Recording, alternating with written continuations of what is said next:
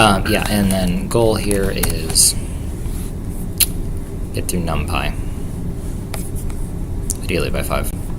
Okay, so get through and understand it. We don't get credit for not understanding it. Is the stream working? Yes, it is. Okay. Very good. Cool. So we were here, slide 51. And recall what we were doing right before this is we had our sort of first script. And what did that script do? Python 3 pw.py. It printed out the inputs and outputs to the piecewise function. Now I'm going to introduce input. Open Python. Within the terminal, run Python, and I'm going to type input. And what's going to happen here? Well, nothing. It's waiting for me to type, right? Now, when I type something into here and then press enter, then the thing I typed will be returned from input, right? So I can type in, for example, 12, press 12, and it'll return. Notice that it gained these quotes. So one thing I might want to do is check the type of input,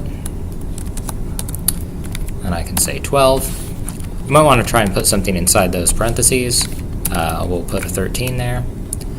When I put something inside of input, it shows up on the command line, then I do 12, then I get the string back. So this is a way to get input at the command line. Why might I want to do this? Well, maybe I want to see the piecewise function of different values without rewriting the script every time.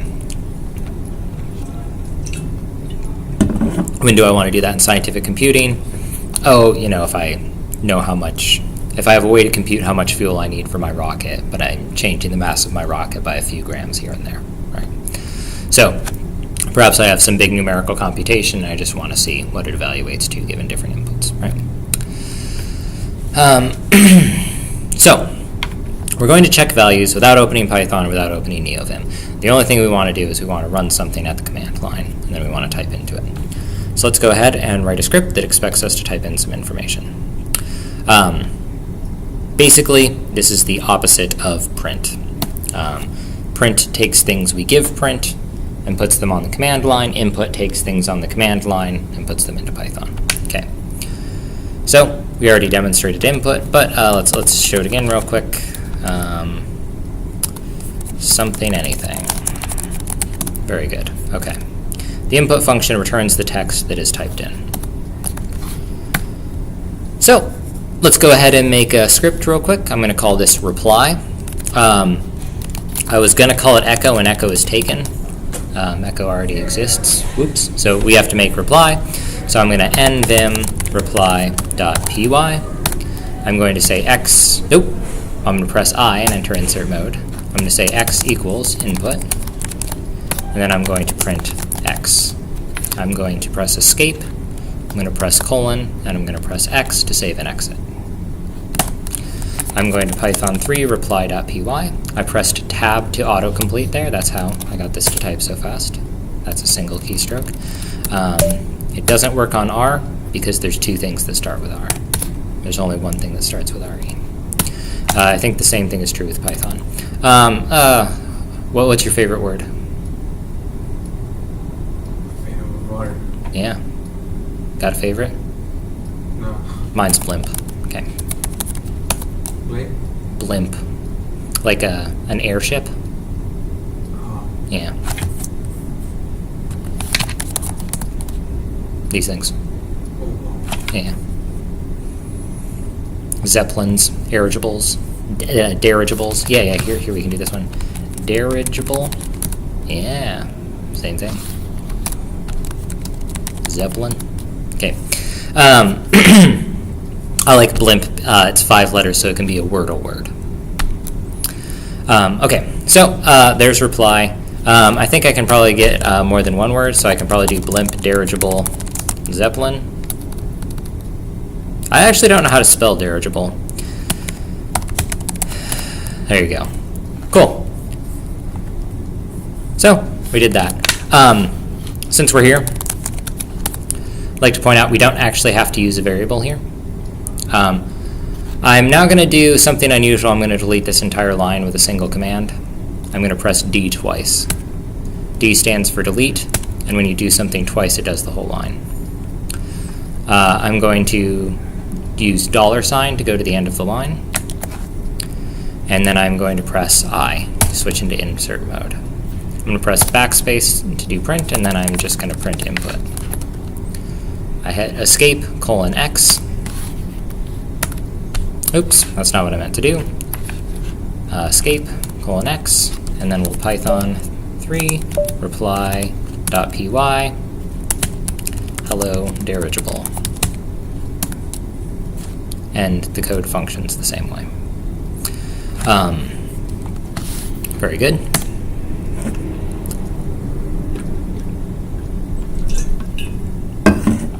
Here's the example. Now, I would like to point out it is very important that if you want to see code, or if you want to see information or anything at the command line, that is when you use print. Print is for you to see it. Return is for Python to see it. You return things to Python, you print things to yourself. In this case, I wanted to see hello dirigible, so I printed it. It is also not the case that we could simply return there. We can say, if I say return input, I save by pressing escape :X. I type py tab, pyt tab, and then I type re tab. This doesn't work. I'm not allowed to return from outside functions. Return isn't generally applicable. It only works when I'm inside of a def. So I need to use a print in order to get to see this. To get rid of return, I press D, and then I press the keyword E, which is delete the rest of the word. Press I, and then I type print.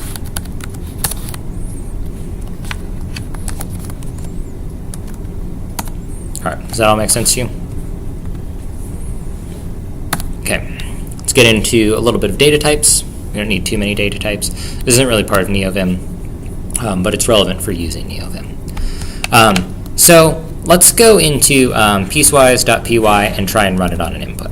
So I'm going to nvim pw.py. I'm going to get rid of these lines. I'm going to press D, that's the delete key, and I'm going to do Shift G. G stands for the beginning of file, and capital G stands for the end of the file. So I'm going to delete to the end of the file. I'm going to I could press I and start typing here. I'm instead going to press O, which is going to create a new line and start typing. So I pressed O. Yeah, hello. Carol. Oh, hello. She's the director for institutional effectiveness. Cool. Calvin, she's want to meet you. Yeah. I've heard a lot about you back, I guess, in the spring. So. Yeah, it's nice to meet you. You're both a vegetarian, but you're a vegan, right? I am. She's just vegetarian, so. Yeah. It was nice. We just found vegetarian food over in the cafeteria. We were over there for lunch. Oh, yeah. Are you vegetarian, or are you just... Yeah, again. Mostly. Mostly vegetarian, but yeah. Okay, yeah. Part-time vegetarian. You're the odd one out here. I'm the odd one, yeah. I'm the carnivore. We should bully you. Okay, sure. Actually, when we went to Taiwan, my mom does not eat a lot of meat. So I was doing pull-up. I could do 5 was here. Yeah. By the time I left, I can do 3. Didn't have no protein. I think it's the protein and not your training program. Because I've been doing consistently 5. I do 4 set of 5. I thought the 5, Yeah, like 4 by 5. No, or 4 by 5. But then by the time I was leaving, I was like, I could do 3, so I couldn't do that anymore. I thought, what's the big deal? I didn't have no protein. All right. Mostly carb. Maybe they can do 10 pull-ups. Yeah, it sounds like you're challenging me. We'll see. I know I can't. I had to pull up out of my office. You want to go? Ooh, that's I appreciate the offer. Oh, okay. Yeah. Well, so lovely to meet you. Thank Yeah, you. nice to meet you. I didn't, what's your name? My name is Kamar. Okay, well, nice to meet you. Okay. See ya. I teach in the math department, too. Ooh, that's a good department. Yes. All right, see you later. Thank you. Mathematicians and expressing their number of pull-ups as products, right? Oh, I don't do 20 pull-ups, I do 4 times 5 pull-ups, right? I can do even 5 minutes at this time. I bet I can do 5 once. But, all right. So we're going to accept, we're going to get an input, and we're going to store it in X. Input. Then we'll just print the piecewise of X. Okay. And what's going to happen here?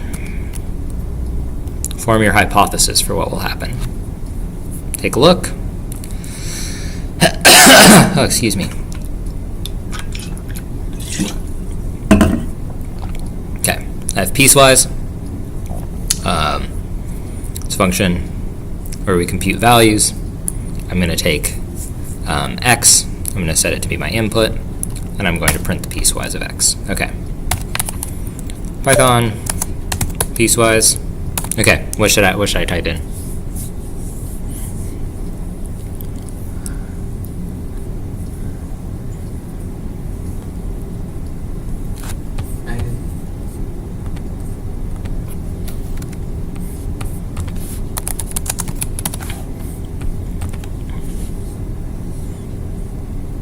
That's 11. Okay, let's type in 11. What's going to happen? I get minus -9. Negative 9. All right, let's see what we get. Oh. Recall.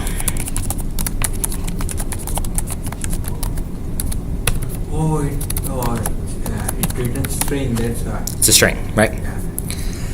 And it is the string 11, right? So if I print, I get that 11 back, right? No problem there, right? But that 11 is 2 1s next to each other. And a way to see that, can I add 1 to it? No. You have to add quotation to it, right? Yeah, and what's 11 plus 1? 1 1 1. Right. So this gets real goofy real quick when you start dealing with input. And so we do not need that terminal. So what are we going to do? We're going to be annoyed. We're going to note that things are of different types. This is of type string. I know, I was disappointed too. It is a string of characters. I always thought like shoestrings. Not really. Sort of a different kind of string. Perhaps a necklace that has beads on it, right? I don't know if you made like the friendship bracelets growing up where you put your best friend's name on a bracelet. That kind of string, right? And so, we don't have an integer. We don't have a Boolean. We don't have a list. And we don't have a set. We've got something else. We've got whatever hello world is, right? And we can add some of these things together and not others, right? So we can add 1 and 2 together. I think I can add 1 equals 2 plus 1 equals 3. And I get false. Sure. Do you know what's going on there?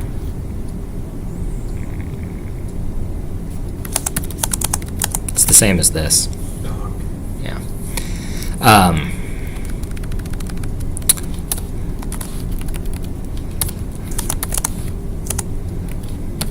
I think this is legal. We can also add the results of the equalities together if we want. We have to add parens.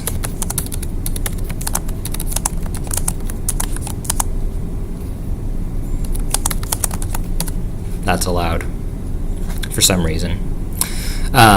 As long as it's the same kind of thing, we can add it together. Right, so I can add true plus false. That's fine. Why is it 1? For an annoying reason, right? We can add lists together. That's fine. That's allowed. I don't know that we can add sets together. I guess let's try it. Nope, not allowed to do that either. But they're both sets, right? We are allowed to add strings together. We get a new string. So in all of these cases, if I add two integers together, I get an integer. This is a mess. But if I add two booleans together, I get an integer. If I add two lists together, I get another list. If I add two strings together, I get a string. Basically, what I have to do is somehow I have to take the string 11,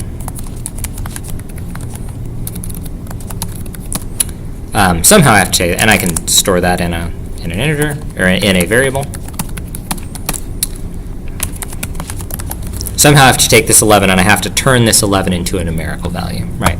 So how am I going to do that? Well, I'm going to change something from a str to an int by writing int.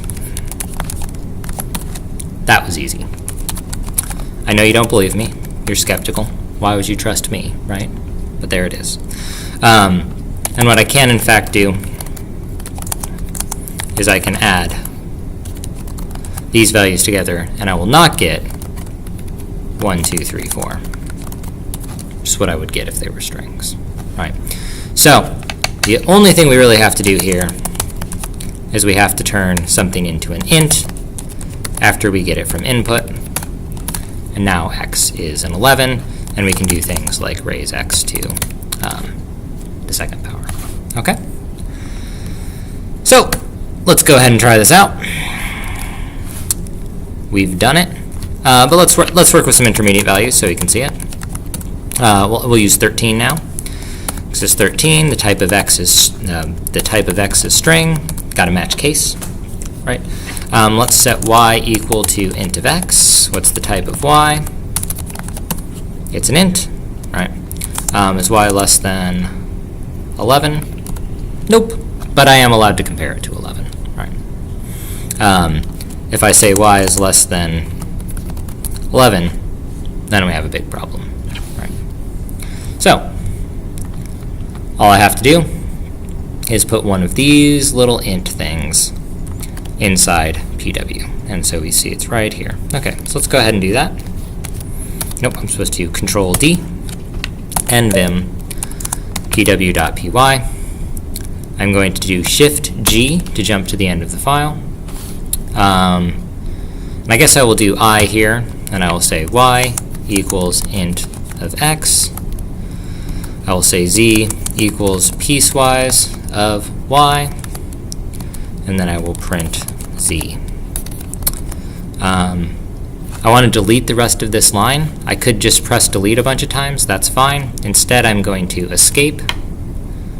I'm going to press D to go into delete mode, and I'm going to press $sign to go to the end of the line. Oops, I accidentally got my paren. So I can type A and scroll over once and put the paren back in. Let's go ahead and escape :x, and we'll do Python pw.py. Okay, you said 11, I think, right? And it's -9, as we expected. What were some other values we checked? I think we did -1. Yeah, you like 5? 4, 4? What's 4 going to be? 9, Good work. Got another one? 8, What's 8 going to be? 9, Good work. Anyone else? You want to try any other ones? -1. Oh, we already did. Yeah, we can do -1. What's it going to be? 14. Lucky guess. No, we already did before. It's a very lucky guess. What's this? Okay, let's go.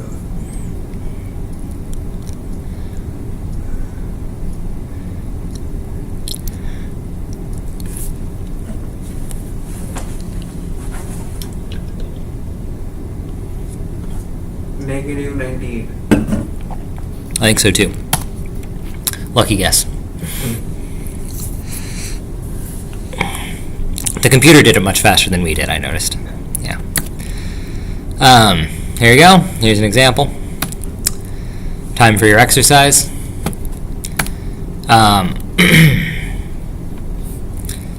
here's the solution that you worked on last time. I think it is fun to specify what a script does with command line arguments. And we're going to do this a little bit differently. So what I've been doing here is I type Python pw.py. I press enter. Then I type some value, for example, -13, and then I press enter, right, and it gets the value back. What I would kind of like to be able to do instead is put it all in one command. So, how are we going to do that? Well, I'm going to use the sys module. Let's go ahead and create this example. I'm going to take reply again. I'm going to press D twice to delete this line. Then I'm going to press I to go into insert mode. I'm going to type import sys, enter twice, print sys.argv. Okay? Argv, it stands for argument vector. You don't have to know that. I'm just letting you know it exists. Escape, :x. Okay. So let's go ahead and say Python pw.py 10. Wait a minute. I thought that would work. Oh, because I did pw.py. It's a reply. Okay. Reply.py 10. There we go. And I get a list of arguments. Now, these arguments are sort of the same as arguments to functions, but instead they're arguments to Python. Right. So, when I run this, I get back the name of the function, or the name of the script, and I might get an additional value. So, this gives me some insight into how I can use this to write a single command line thing. Okay? So, argv stands for argument vector. Vectors predate arrays and lists by like a decade or something. It's called argv because the standard is that old. And Python follows this convention. Other languages follow this convention as well. I've been learning a newer language, Rust, recently, which has both arrays and vectors. Vectors are variable length, and it makes sense that a vector is variable length because you don't know how many things I'm going to put here, right? So, Python follows this convention. Now, what happens if we do this? Python 3 reply.py hello world. Hello and world come in as separate arguments. They're space separated. If I put them in quotes, suddenly they're not. Maybe that's interesting to you. Now, do remember the first address in a Python list is address 0. So let's go ahead and nvim reply. Nvim reply. I should have done. Let's go to the end of line with $. We'll insert boxy bracket 0 close boxy bracket. I want the first house on the block, or the house on the corner of the block. It's not first. It's just the one on the corner. Okay. Escape :x. I just only get reply.py back, which means I'm going to press R, which is replace mode, and then I'm going to press 1, and it's going to replace the 0. I didn't have to press escape because I'm still in command mode. I just pressed then X. Okay. Just get hello world. But it's only because I put it in parens. Otherwise, I only get hello. Okay. So, your task is to take your tax example, and there's code here, right?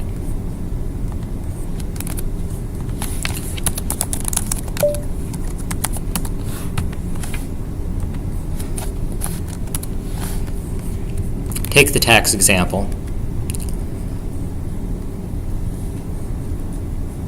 and have it accept 2 command line arguments. Oh, nope, just one command line argument, right? Create a file, tax.py, have it accept as income as command line argument, have it print a tax cost at the command line. Here's an example of how it should work. You can do the challenge problem if you would like of single, married, separate head. And here's my code solution. All right, take a minute and work on that. I'm going to go refill my water. I think Anini might be coming around soon, so I expect to have lots of terminal windows open. Lots of clicking, lots of clacking. Yeah.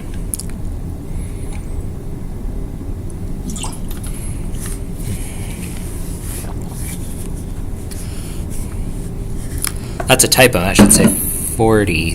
That should say 400,000.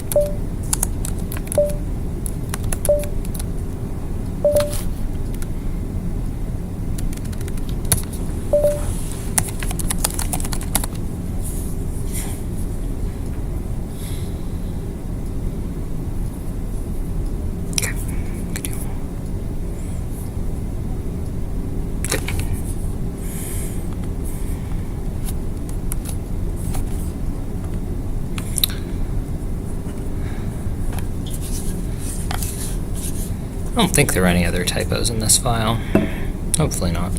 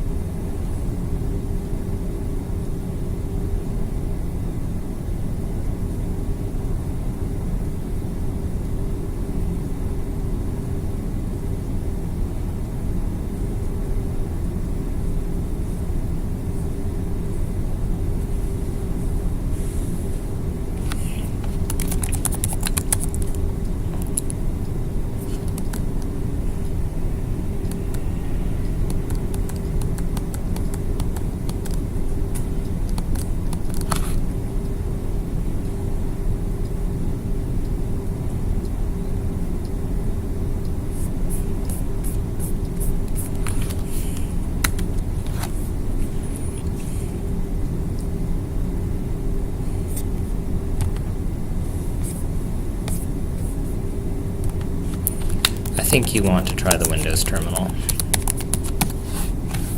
You can get it at Microsoft Store. It's quite nice.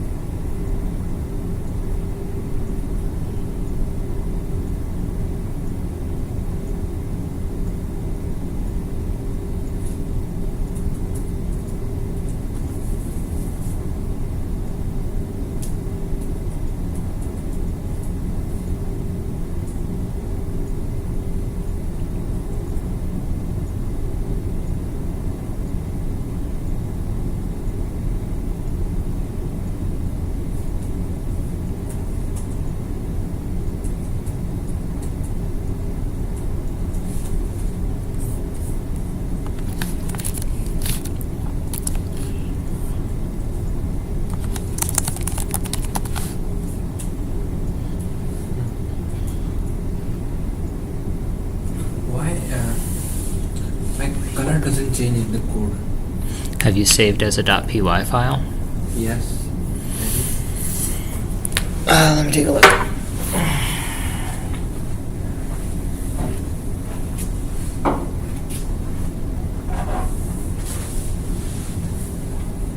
Oh, some of the color changed.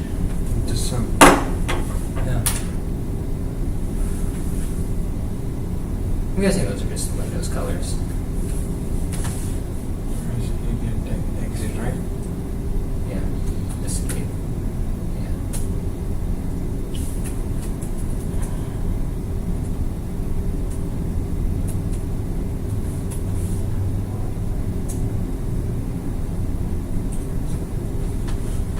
Did you need to provide with an argument?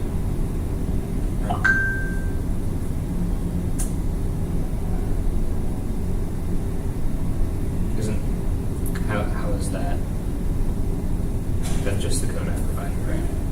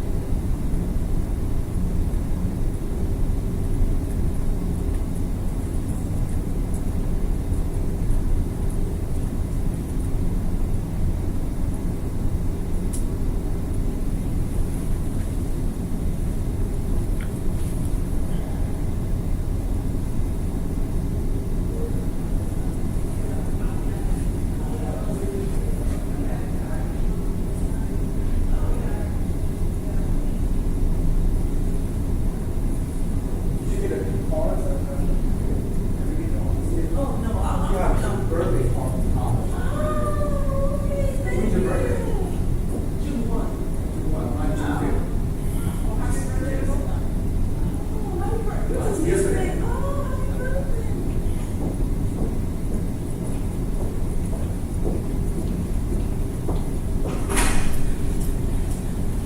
Hello. Hi. How are you doing? How's it going? Good. We're working on our exercise at the end of the Okay. Neovim lecture. Okay. Yeah. How was your recruiting event? Oh, I'm actually done. Cool. Yeah, I'm actually done. Yeah. Glad you could make it again this time. Yeah. Unfortunately, Manisha emailed me saying our passport is expiring, so she's not able to travel. So, yeah, we're looking into that. Yeah, I'm sorry you have to be all by yourself again this time, so I feel very bad for You you. have her right text. I Yeah. left a message on Teams, but Yeah, Never she's been a little behind on her communications lately, so we'll see. maybe next time. Yeah. But hopefully in the fall we are hoping to have more students, so you won't be all by yourself next time. It's good. Did you hear back from John Head or anybody about the internship? No, Nothing else, okay. I'll reach out to you. Do you have any questions for me? no, I just wanted to ask about the internship. Okay. That's all. Okay. If you don't mind, can I? Is it okay to talk to him? Oh yeah, no problem. Here. I can take a walk too if you want. Okay. So, have fun.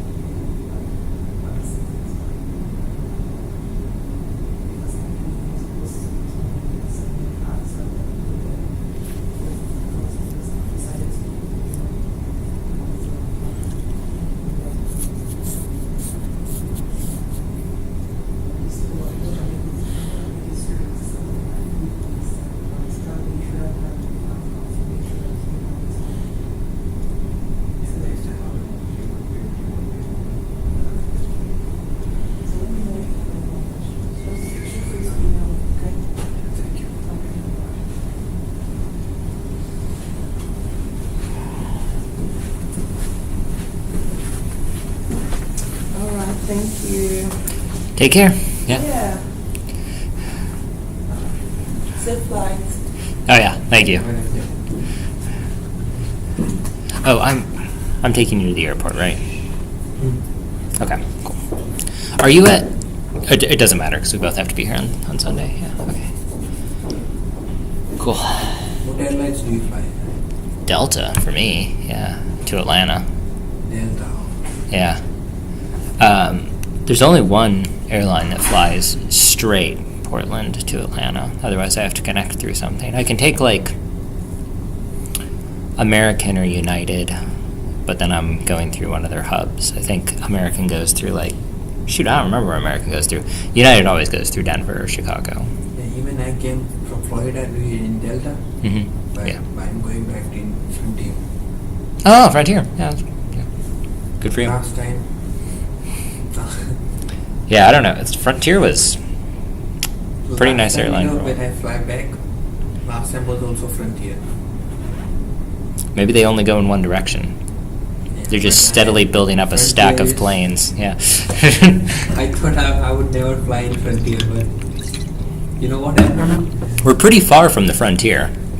I would say the Frontier maybe starts like on the other side of the Mississippi, which is like 1,000 miles away. Yeah.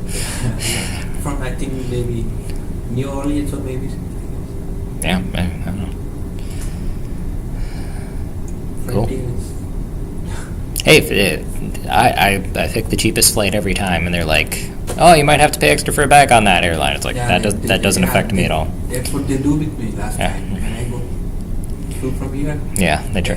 Even my bag fits, Yeah, they yeah. have like the, what do you call it? My They're- bag fits Yeah, like under the chair, right? yeah. Yeah. on the table. It fits. Still, they ask for money. I mean, All right. Sure.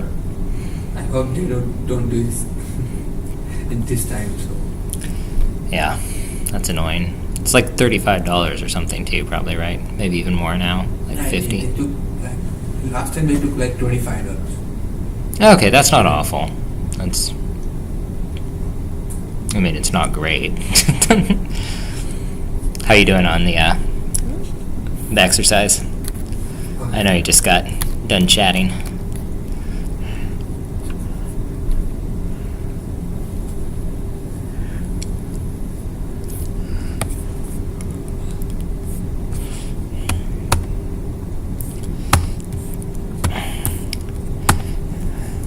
I hope your takeaway is that at least Nyenye and I, and I'm sure everyone else, would like you to succeed in this program, and we'll try and figure out what we can do. And I'm sure we're all doing different things to help you, but. There's all.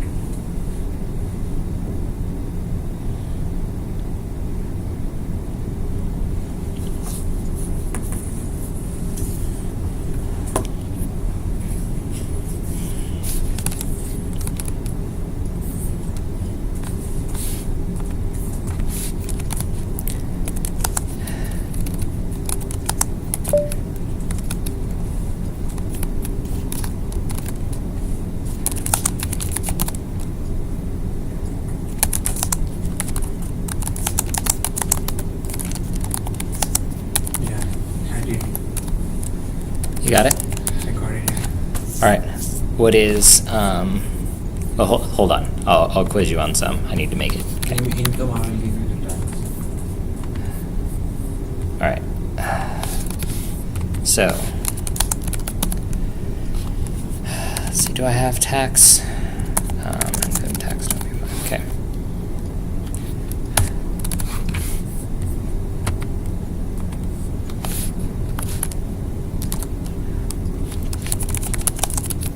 Okay. What is tax of 300,000? How much? 300,000.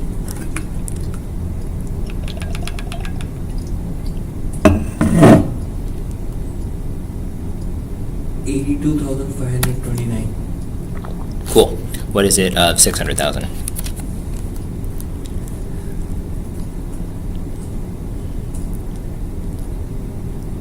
$100,090.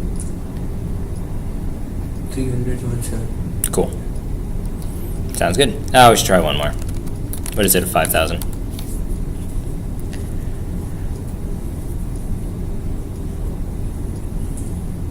$500. Yeah. Cool. Any questions? No. Cool. This is all. I just put this at the end. By convention, you know this because you've written some Python before. Usually you would take this import and you would put it at the top. So I use dd to delete, scroll to the top. I think I actually can, GG takes you to the top. How to get to the bottom? Shift G. Shift G, okay. GG to top, Shift G to bottom. Okay. The last thing I deleted is currently in my buffer. So if I press P, it pastes the last thing I deleted. That's kind of cool. Put it in the wrong place. What key did you press for the last deleted? Let's see. Hold on. My brain is melting. Okay, right. Okay, so delete. Okay, so import sys is at the top of the file right now, right? So I type dd to delete that, but it doesn't really delete it. What it actually does is it puts it in a buffer somewhere, which means that if I press P, which is paste, I can paste it anywhere I want. Okay. What this means is if you delete something by accident, by the way, just don't delete anything else. Press P right away, and you get it back.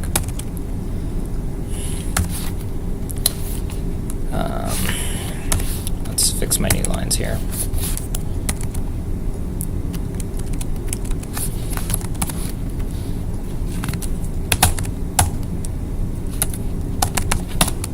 Nope, that's not what I meant to do.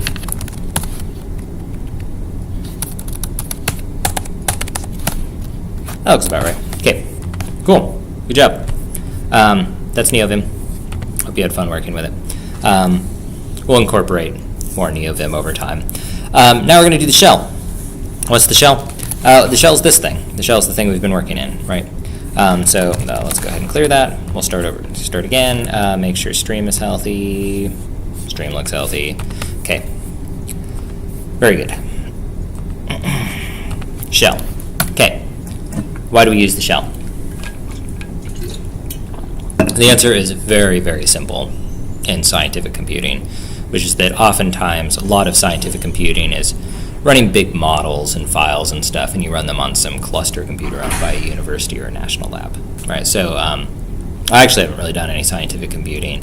I run everything locally, but my partner did some computational chemistry, and it was always just like, I write this script, I send it to this remote terminal, it runs on some cluster somewhere, I get my answer back at some point. So it's all shell scripting.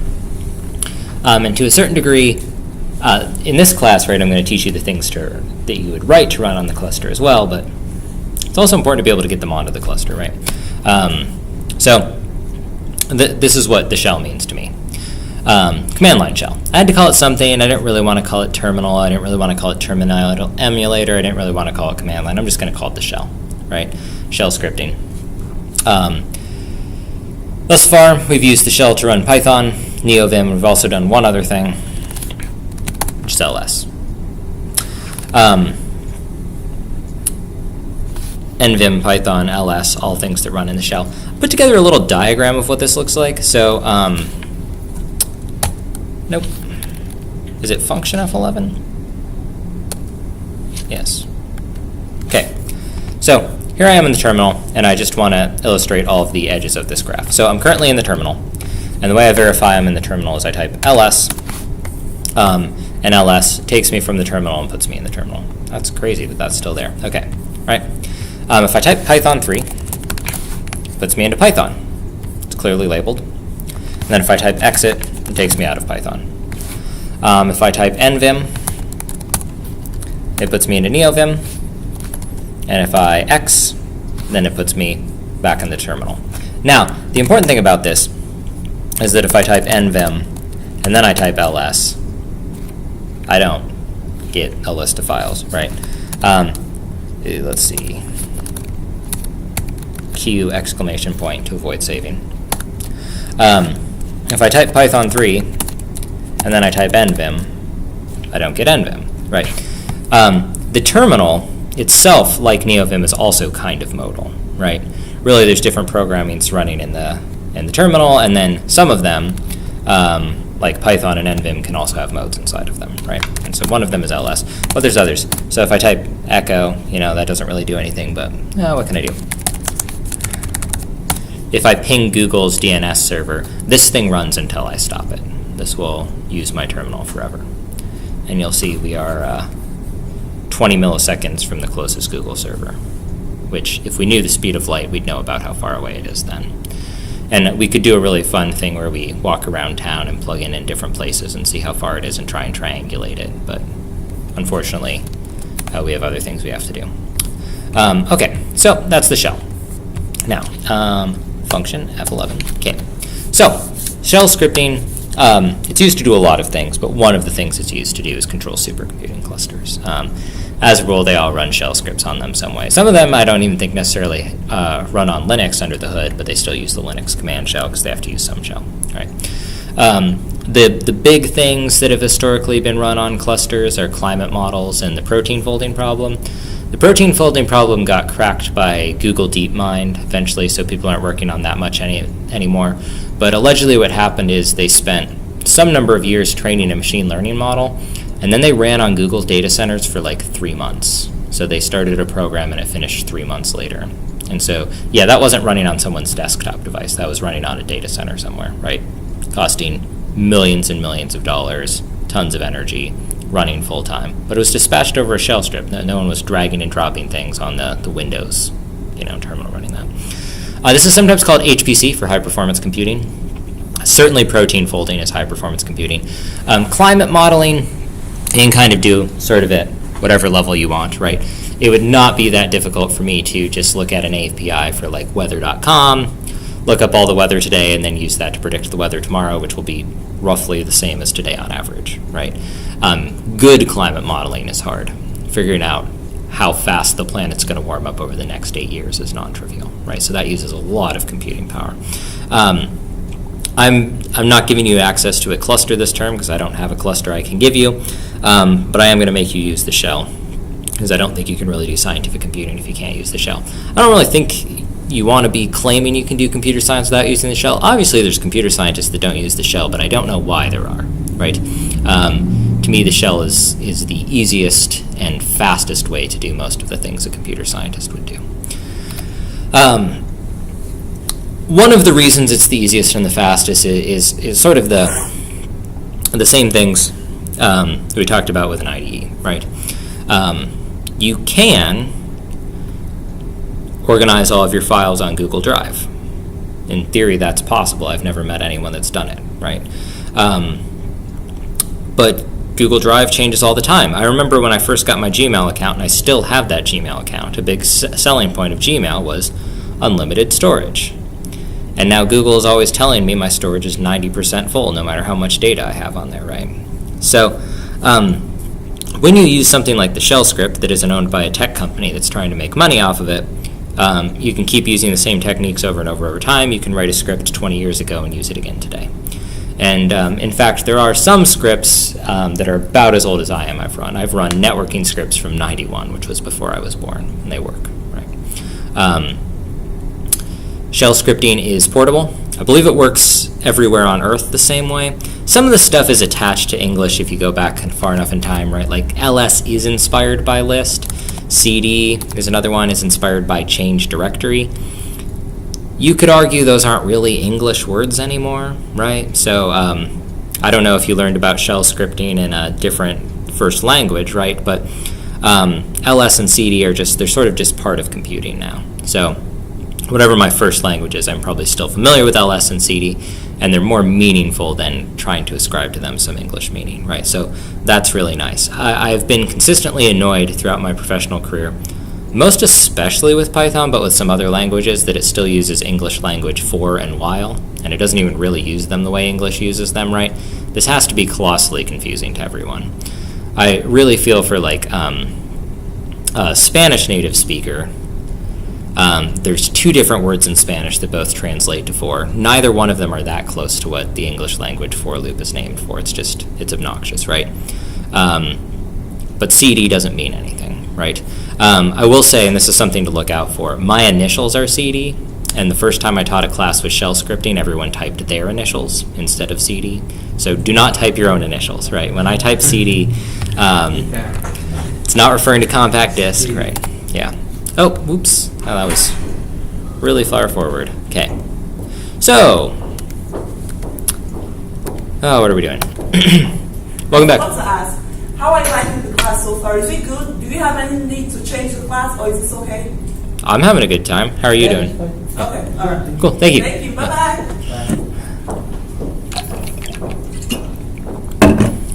Did we do something wrong? Are we in trouble? Okay. I think we're doing a good job. We'll just keep acting natural. Okay. So shell scripting can be automated, and this is pretty cool. Something that I've wanted to do at a few points of time in my life. Actually, I'll just show you the example. So I have. No, that's the wrong place for it. Where is it? Right. Okay. So I run this project called Hardware CI/CD. It has a number of repositories attached to it. These repositories have a variety of different code in them. One of the repositories is called Mirtha, which is the name of a package. I've licensed it under GNU GPL3. We can take a look at Mirtha. Here's the package. Here's some descriptions of how it works. Blah, blah, blah.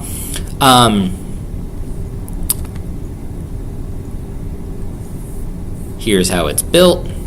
But, is this a bad example? This one doesn't have cron in it. Well, here, this is a pretty good example. Okay, so this entire package is built automatically with a script. I've never actually made this thing on my own computer. It runs remotely on some computer that's owned by Microsoft, and they let GitHub use it because they own GitHub.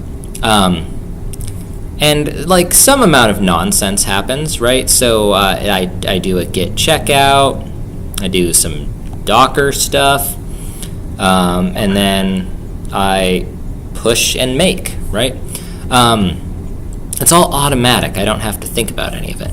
Let's look at another example. This is the Pico RV32, a size-optimized CPU unit. Let's take a look at this. Got some scripts running here. Okay, cool. What's going on here? Oh, some automated scripting, right? So I wrote these scripts, and now I don't have to think about them anymore. They just run on their own. It's fully automated. I think I can probably run this right now. Is that true?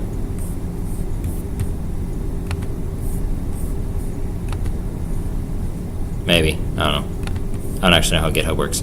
I had a student set all this up for me. So not only is it automated, but I also automated the automating. I was like, go set this up for me, right?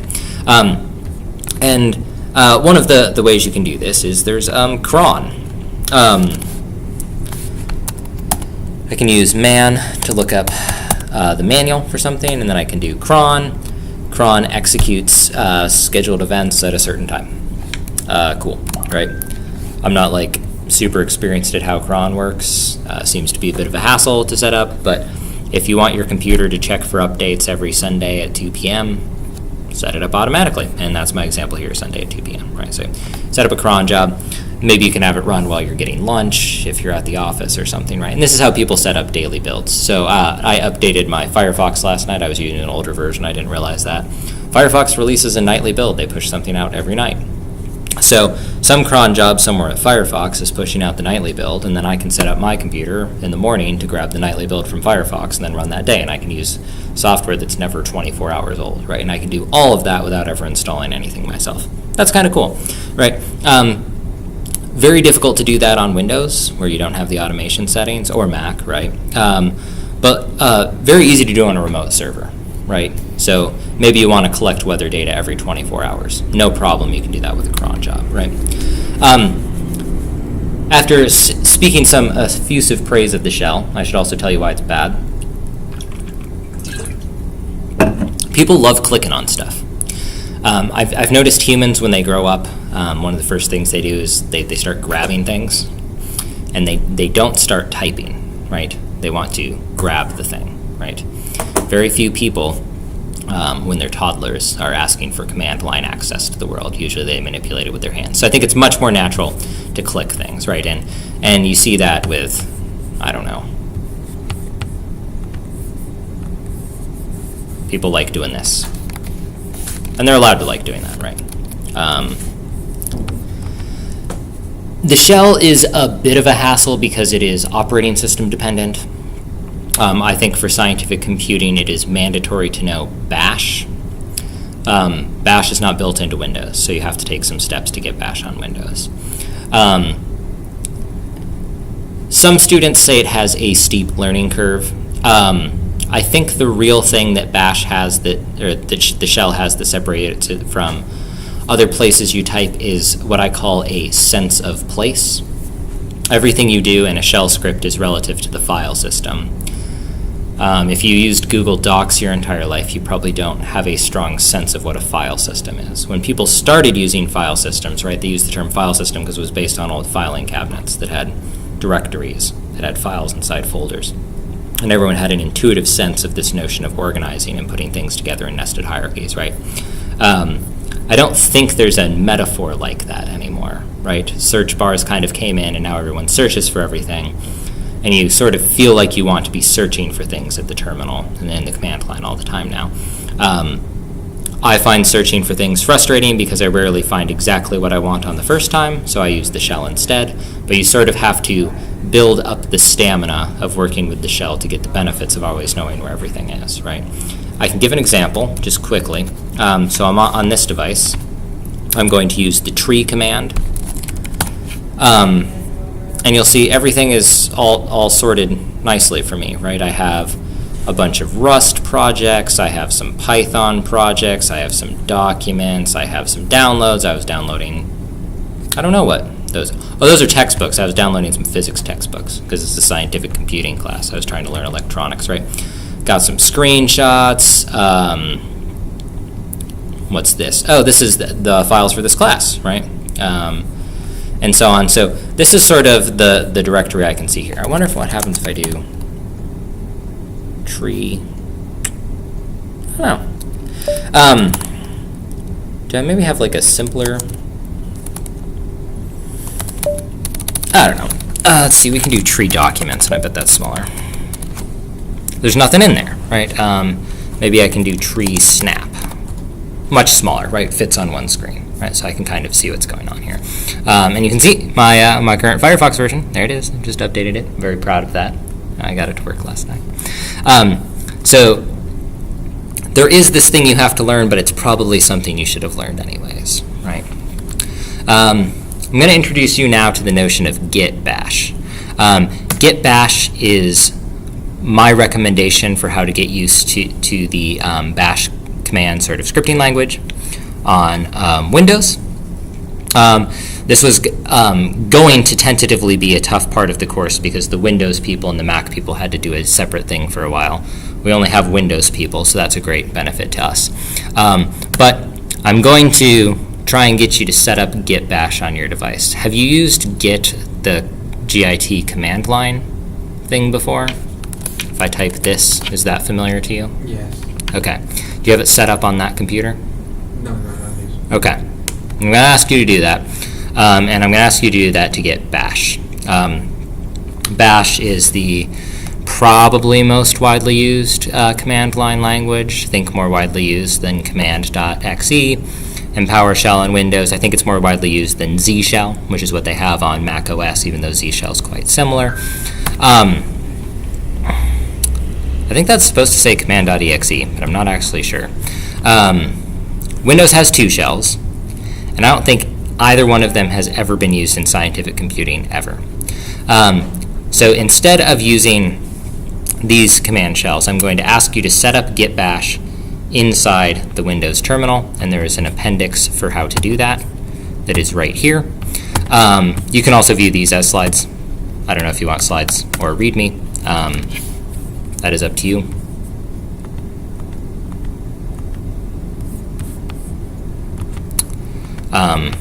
But just to scroll through this quickly and tell you what I'm expecting you to do, you're basically just going to go here and download Git for Windows. You can set up Windows Subsystem for Linux if you prefer that. That's fine. I'll also help you with that.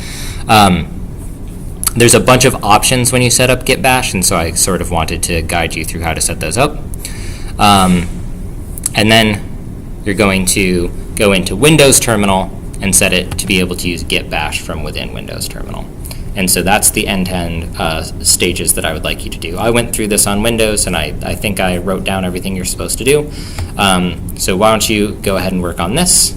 I will go refill my water, and we will touch base if you get stuck. Does that sound good? Yeah. Cool.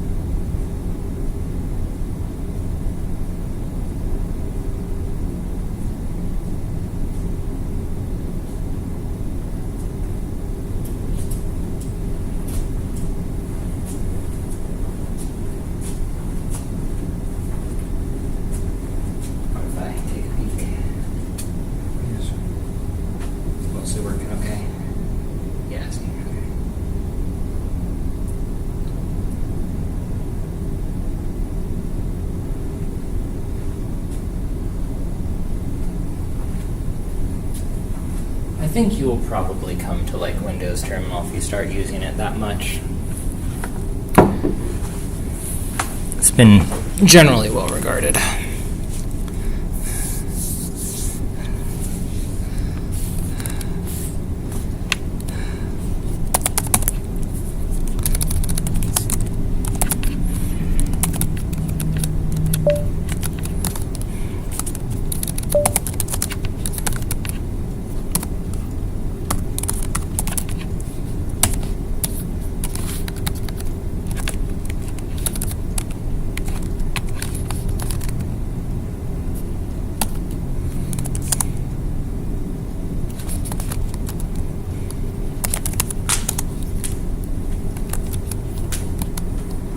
It's installing. I'll fill out the bottom. It's installing.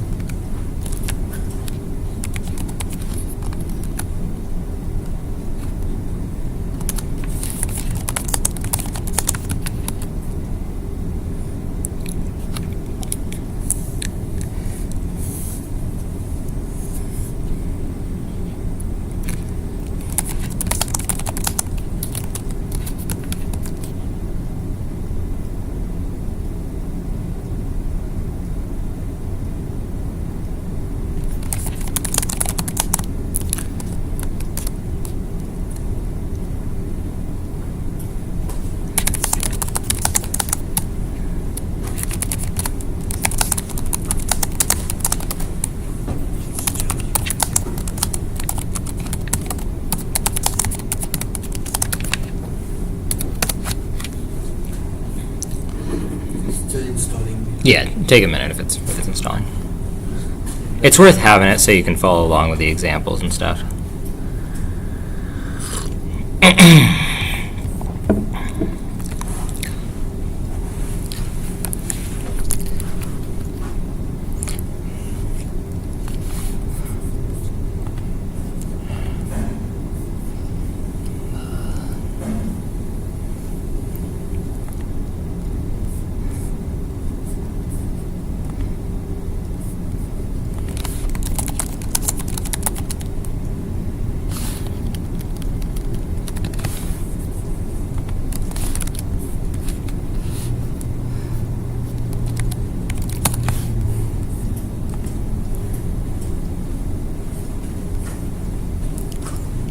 So I guess I didn't know this.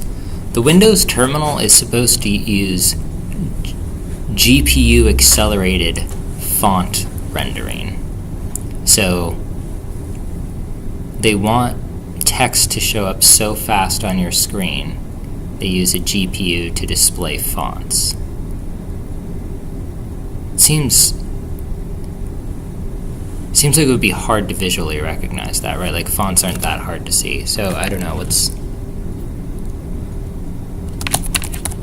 I don't know. So if I open Python and I don't know what I could print out that would actually go that fast. Well, okay, we can do can we do an infinite loop? Well, we can do I equals 0.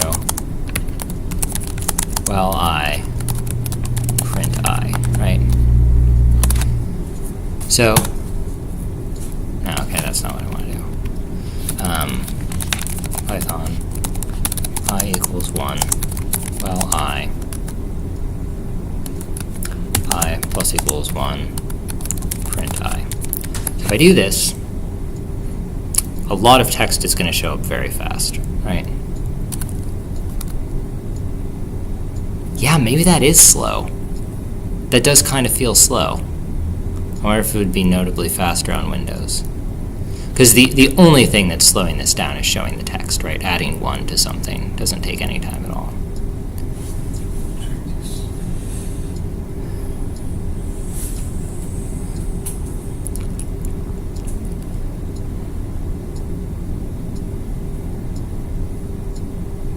What code did you use? Python.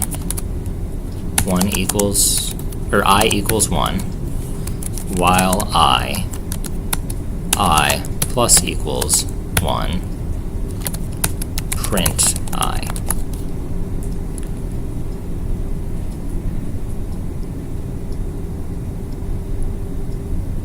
Count me down and we'll start it at the same time and we'll see the first person to get to 10 million, which will be easy to tell. It'll be 7 digits.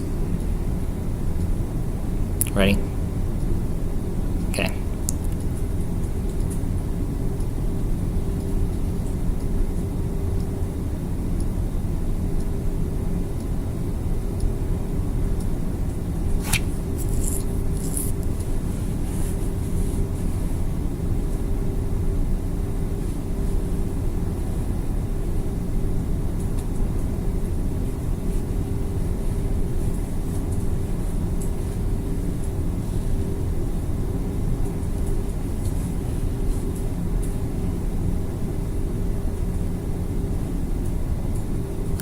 I can just say I less than 1,000, right?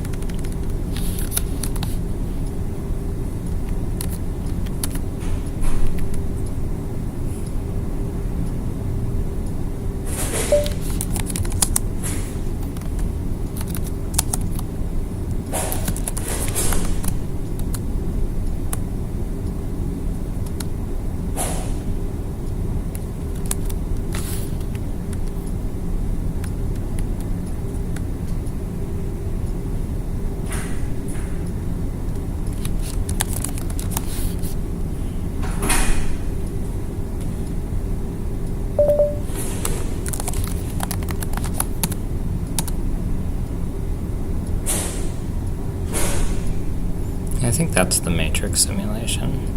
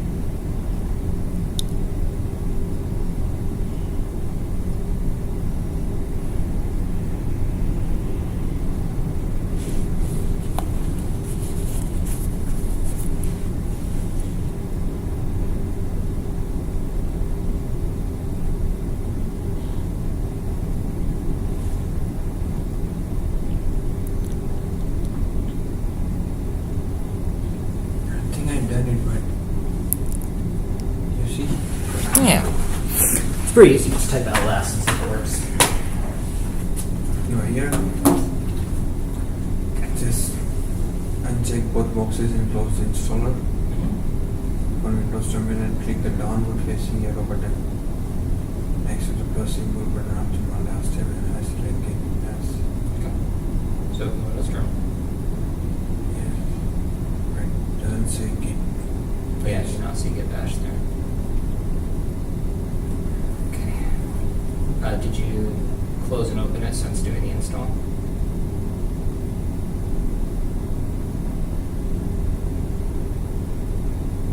I follow all this. Yeah. steps. Was that terminal window open before you did the install? Yes, it was on. Oh, okay. You'll probably have to open a new window. So close and open, right?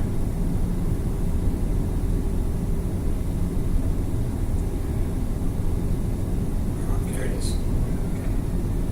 Okay. Alright, now you can follow along. Take a minute to load, and then you can type ls. And now it works. Cool. Did it work?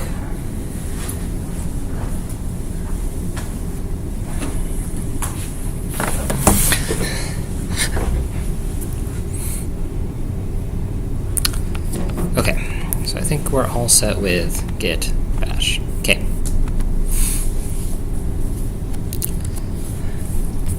And, oh, I was supposed to change that to command.exe. I'll have to go fix that. Okay. Actually, I'm going to show you how to fix it, so you know how I use NeoVim. This might be interesting. Okay, this file is called O3 shell. Okay, so I'm going to go, I'm going to do NeoVim course is where my courses are. SciCom is the name of this course. So that's right there. QMD. Now, this is an HTML file. I don't edit the HTML files. I build them from source. The source is o3shell.qmd. So that's the same. It's just a different file extension in source. Okay? I open it. Okay. I use /cmd. Now, I think dot means something special. Nope, there it is. Okay, there's command.bat. I am going to press enter when I have found it. That's going to change me out of search mode. Then I'm going to do shift R. That's like special replace mode. Oh, I don't see where my cursor is. Okay, it's under the C, so I'll type cmd.exe. Okay. Now I'm going to press escape to get out of replace mode, :right, and I'm going to make sure there's no other cmd.bat. The reason I call it cmd.bat, I have a file on my Windows system called cmd.bat that only contains the text cmd.exe, which opens the command line in that directory. So I'm used to calling it a bash file, which is very silly, right? Not a particularly good use of my time. So anyways, that's how I do it. Okay. Then I exit. Usually I would then push the changes to GitHub, which I can do.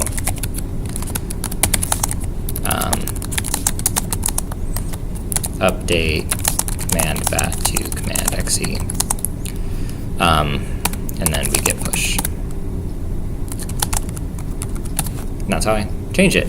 And the change won't show up for a few minutes, right? It has to get out to a server and be built and all of these things, right? Okay. Okay. So we can verify we're working with ls, or with bash by using ls. You might want to try ls-al, which does a more detailed listing. You can also just do ls-l, and this will show you all of the things that you originally saw when you did dir on Windows earlier, right? So dir and ls are basically the same. This one is running emulated, that's why it doesn't have the coloration on it, but it's otherwise identical. Okay, so we've got ls. Now, I want to show you a few examples of things I'm going to do with this. I'm going to delete some old files, I'm going to organize files within folders, and I'm going to save the output of scripts as files. Saving the output of scripts as files I think is pretty important in scientific computing. Sometimes you might run a script that takes 8 hours to run, and you want to get some number out of that script. So it's very important to have that script write the number down somewhere. This is especially true if you're running it remotely on a cluster or something, or if you know something's going to come back over a cluster. So we will step through that process. First of all, we're going to look at all of the .py files I have. How am I going to do that? Well, if I just do ls, that lists all of my files, right? But I can provide an argument to ls. An example of an argument I can provide to ls is dot. That means return everything. I can also provide star. Don't actually know what that did. Looks pretty interesting, right? Oh, that's everything that is in one of the directories, I see. Okay. Because if I do lsc89, it will list code, right? Okay. So then we want to look for everything that is a Python file. So if we do ls.py, that doesn't give us anything because there's nothing named .py. What we really want is something with any name followed by py. And we use the asterisk character to do that. ls star, space, star.py. That will list everything that's named starts with anything at all and ends with .py. We can put the star in other places. This is everything that ends in y. I don't think I have any common endings here. Let's see what my files are. Let's see, can I do ls? Oh, we can do star s. And that gives me some other things, I guess. Oh, that's everything that ends in s. Videos, templates, pictures, downloads, and documents, right? So that's a sort of fun way to play around with ls. Oftentimes I'll use it with a file ending, so I don't have any .out files. I don't have any .txt files. But I think if I look in downloads, I have some PDFs and some PNGs, so I can look in downloads and then just look at the PNG files and see only the images I have downloaded, right? Wildcard matches any name. This is very similar to the idea in Python if I say for I in list, I don't know, if .py in I, but it's at the end specifically, right? So it's that sort of same idea. Okay. So here's a bunch of .py files. What do I have? Star.py, and we can list star x.py. That gives me tax or y. And then I think there's nothing for z, right? Okay. So you can try these out. You can try these out in your file system. You may have other things saved in your home directory, so you might see other stuff there. Now it's time to talk about the file system more in general. The main thing I do at the command line is move files around and delete them. I tend to end up with a lot of extra files, especially in downloads. I download a lot of things, look at them, and then I don't really need to hold on to them, but they live in my downloads folder for a while.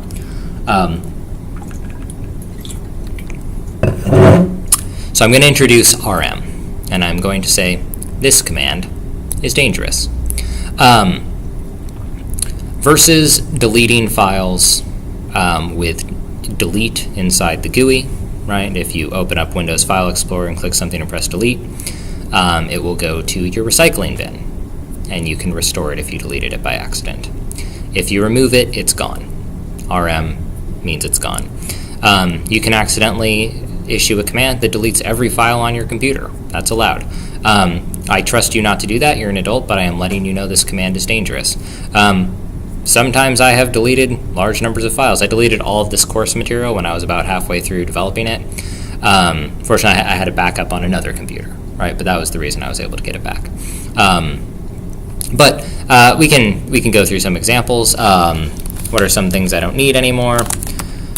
I've got, what do I have? Oops. Yeah, I think I'm not using hi anymore. So we'll go ahead and remove hi.py.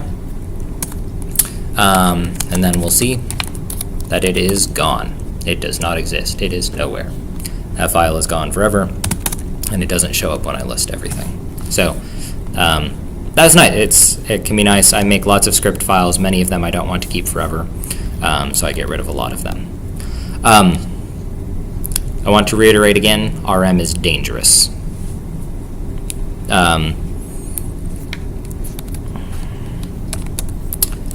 I'm going to go into downloads real quick. You can type, for example, rm star. And what does that do? Well, star matches everything. All the files. Yes, that deletes everything, so it's all gone, right? And it's a little bit too easy to type rm star. Something I typed by accident once was I meant to delete all of my Python files, and I typed rm star space py. That also deleted everything because it deleted. So yeah, I meant to type .py, but in fact it deleted everything and then also everything named py. So that caught me a bit by surprise. I didn't love that. Okay. I think in general, your expectation should be if you start doing scientific computing, you'll be generating some very big files or working with some very big files, and you're going to have to delete them. You can't just hold on to everything forever, right? So you're going to have to do some file management. You're going to have to delete some old things you don't use anymore. That's how it is. Here's the alternative if you want to hold on to something for a while, and I recommend using mkdir, which I call make directory. That one's looking an awful lot like English again, right? Make directory. Got it. Okay, I did my best, right? For a few years there. All of the things were just two letters, and you just had to learn what they meant. Okay, so what am I going to do? I'm going to make an old directory. Make dir old. Okay. And there it is. There's old. It's for old things. That's for people like me. That's where we live, in that directory. Okay. Now we're going to practice moving things around. There's two things we're going to move around. We're going to move ourselves, and we're going to move files, right? I expect, as a student, you are used to dragging and dropping files and folders around. I don't know. Do you really need to be doing things that way, right? Can't you just type? So we're going to introduce the mv command for move. And the way move works is it takes two arguments. It doesn't take one argument. So we're going to move reply to old. We say what we are moving and where we're moving it to. Okay. I'd like to point out reply.py is right here. And I would like to point out it is no longer right there. It moved. It is somewhere else, right? Did anything else move? It looks like videos is in a different place. That's goofy. Oh well, doesn't really matter. So, I didn't delete. I didn't rm reply.py, so it shouldn't be gone. Where is it? And it's inside of old. How am I going to see that it's inside of old? Well, I'm going to go look for it. I moved a file. Now I want to move myself. And I'm going to move myself in the sense of moving where the terminal currently is living, right? So I'm going to think about my location. You happen to start in a place that usually we refer to as home, your home directory, right? And I'm going to take a path to somewhere else. Files can have locations, and your current working terminal has some location, and they can be the same location, right? I'm introducing the term paths, file path, URL path. These are sort of collections of directories. It's the nested structure of directories you walk down. To begin, I'm going to start by figuring out where I am. And I'm going to do that by typing pwd, which stands for print working directory, I think. When I do that, it says I am in home Calvin. So I'm in the collection of homes, I am in the Calvin home. On Windows, I got C users CD desk. That computer is called CD desktop instead of Calvin.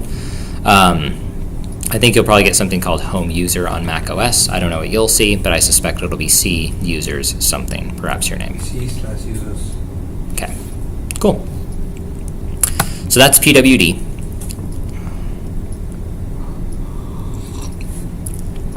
Now I'm going to use CD.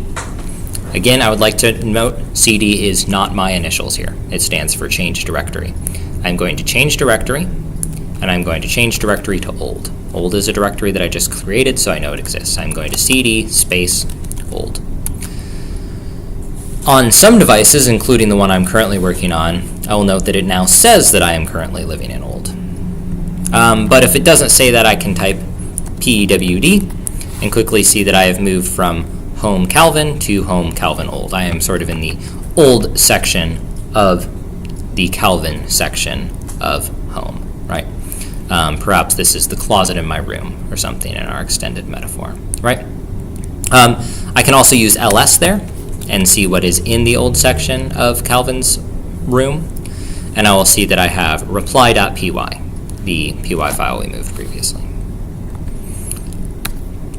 Moving on from there, I can basically, this is the summary of the movement commands. I can also exit a folder. Now, it is not immediately obvious how to go from old back to where I came from before, and the way we do that is with cd space dot dot. Dot dot is the name of the place we were previously, basically, and it is always the place you were previously, right? So I can type cd dot dot, and then I can type pwd and see that I have returned to home Calvin. Just live and not in the slides, I'm going to do an additional example where I do cd dot dot again.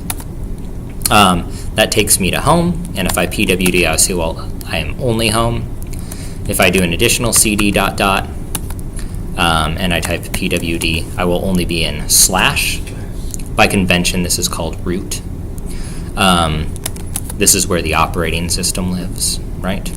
But from here, I can cd into home, and I can cd into Calvin, and then that will take me back to where I started, home/Calvin. And this is sort of the notion of file paths. It's a sequence of directories into which you can cd or through which you can mv, okay? Oftentimes when you say cd dot dot, that's referred to as the parent, because it predates the current directory or something, perhaps, right? So dot dot is the name of the folder that contains the folder you are currently in. I say that's the folder you're in previously, but not necessarily, right? Maybe you will skip steps or something, right? But that's essentially what it means. So this is how I think of CD as working. We imagine we have some home and we have some old. If we CD old, we go from home to old, and if we cd dot dot, we go from old to home. That's all. Fairly straightforward. Now, we may also wish to remove directories. And we do this, we made a directory with mkdir, we can remove a directory with rmdir, and we can attempt to remove old. Helpfully, we're not allowed to do that if there's files in it. This is sort of one of the protections. There's not a lot of things protecting you from deleting files by accident, but this does. And so we're not allowed to remove this until it's empty. This is good, right? And so in order to get rid of that, and I don't think we're particularly interested in holding on to whatever's in there. I think reply.py is in there, which is not a particularly exciting file.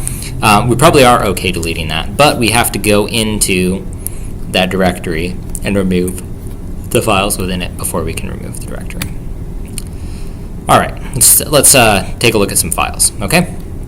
The file system is interesting for its hierarchical structure, but is only as interesting as the stuff we put in it.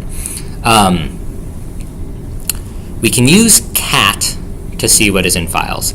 Cat stands for concatenate, and it's used to join files together, but you can join a file to nothing, and then you can see the file.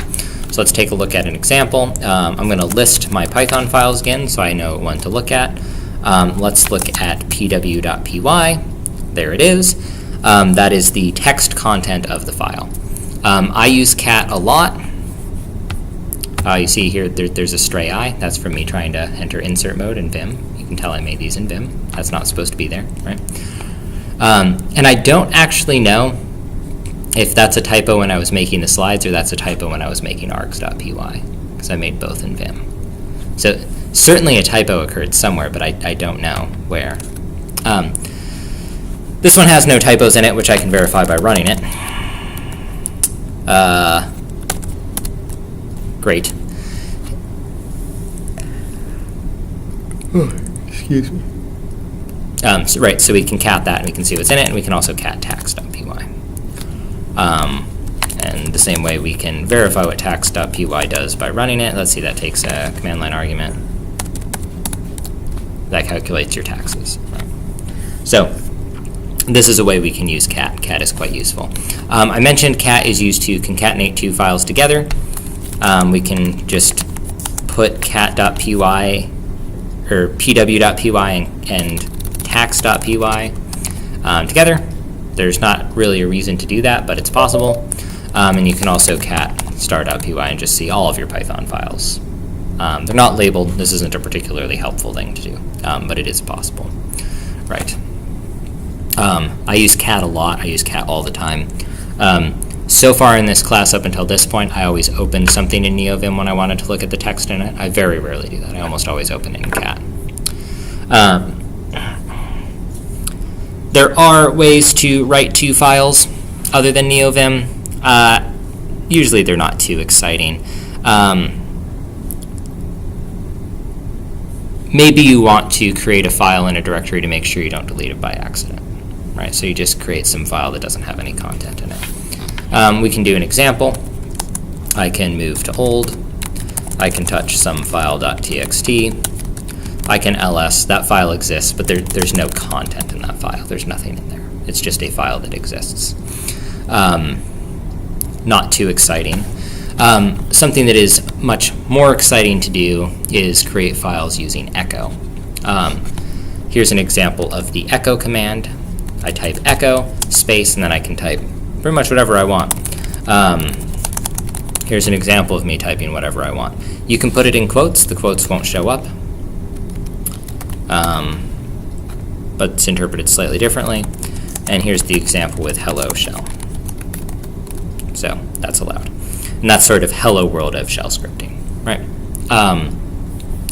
Hello world of shell scripting is a little bit more exciting than some other scripting languages, because a lot of times in Python or some other language, we write a print statement for the purpose of getting text to the shell, right? Here the text starts at the shell, which means we can do some different things with it. And the most interesting thing to do is the redirect. I am not going to call this greater than. I'm going to call this the redirect operator when it's in the shell. And that's just to be clear on what it's doing, right? It is a special character, just like dot, just like star. And I think I can demonstrate that those are special things, right? And so we can also redirect text. So we will say echo hello redirect. Now if I just type this and I'm going to press enter, I'm just going to say hello redirect, right? If I add the special character and the name of some text file, I'm going to use some file.txt. I was going to use hi.txt here, right? I don't see any of the text pop up. This is sort of changing a print to a return statement, and now I can cat and I can see the text in some file. So this is a way to generate a little bit of text at the command line quickly. You can use this to create Python files. It's not the easiest thing in the world to do, but we can echo print 1 to 1.py, probably. And then we can run 1.py. So that is one way to generate new Python files. This is a very helpful way to save the results of Python computations. I'm going to cd ... I am going to Python tax.py 400,000 into 400k.text. and then I have saved that value. No, it's 40. Ah, I goofed. I can simply overwrite, and there's the tax burden, right? So this can be a neat way to save the results of computations. Okay. Here's our example. And you see I have the exact same typo I just made in front of you. That is 40,000. That is not 400,000. You do not have to pay $1,115,000 in tax on $40,000 in income. That no one has ever asked anyone to do that. So there we go. Yay, we did it. Okay. I want to point out, I do have an appendix for you here. This might help you keep track of everything, so I include the translation of the piecewise function. I include the example of the for loop.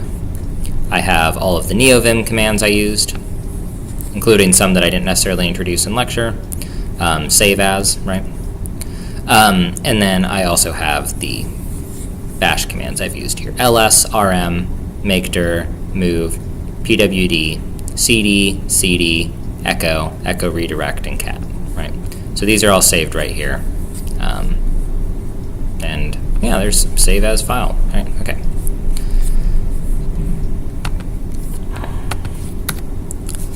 Here they are. There you go. Comments. You should be writing comments on your code. I think as a computer scientist, you know this already. But let's look at I'm going to remove 40K. Okay. If we look at piecewise.py, it is hard to tell what this does. And I think really probably I should have a note to myself that says what this does, right? Especially because it's got this IO stuff at the bottom, right? Clearly this is intended to be run as pw.py, and then you give some value to it, right? It doesn't say that anywhere. I have to understand that by looking at all of this and figuring out what it does, right? So I'm going to add some comments, and let's go through an example of how I comment this. I'm going to open pw.py in Vim. I'm going to create a comment.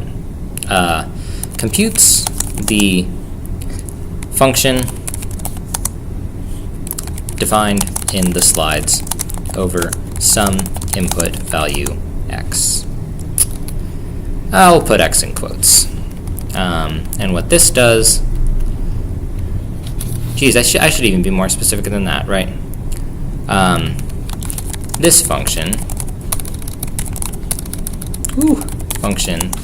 computes piecewise the value defined in the slides, okay? To avoid saying function twice. When run, this script requests numerical input, then prints the piecewise result using piecewise. Okay. What does this do? This reads in text from the user, converts to an integer,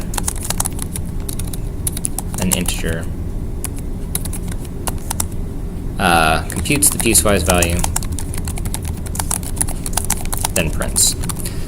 This is pretty interesting because even while I was working on this, I want to show you an example of something I noticed by writing comments that has improved my code. I hit escape, :x, Python pw.py, well, yeah, Python pw.py, okay. I wrote in my first line that this accepts numerical value. That's 10,000.1. That is an amount of money someone can make in a year. That doesn't work. And I should have known that doesn't work, because if I look at pw.py, I'm specifically trying to get an integer back. And that thing is not an integer. So this should break. So that should not say numerical input. That should say integer input.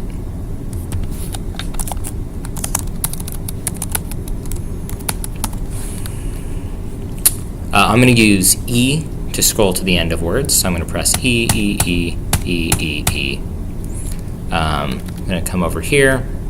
I'm going to press D to delete and E to delete that word. I'm going to press I to enter insert mode, and then I'm going to say integer.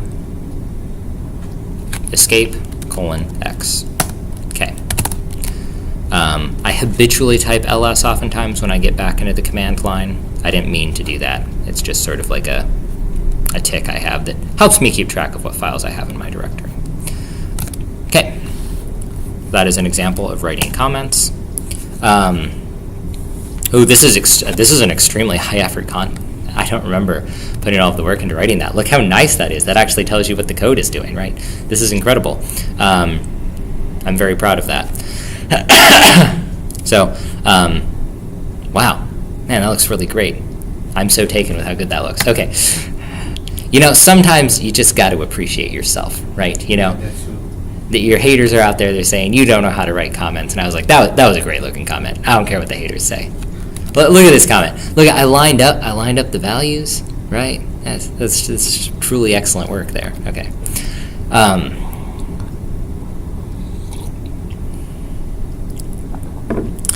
Let's look at tax. I think it's really, really extremely non-obvious what this means. So let's take a look at this line here. Let's take a look at line 4. What does line 4 represent? I don't think you know, because I don't think I know. 9275 is the cutoff at which you stop paying 10%. So this is how much you pay on dollars in between this amount and that amount, which means that this 0.33 represents what percent, how many cents on a dollar you're taxed on the amounts between this amount and that amount. Maybe I should write that down, because that's like kind of confusing and non-obvious, and this is maybe a strange way to express that idea.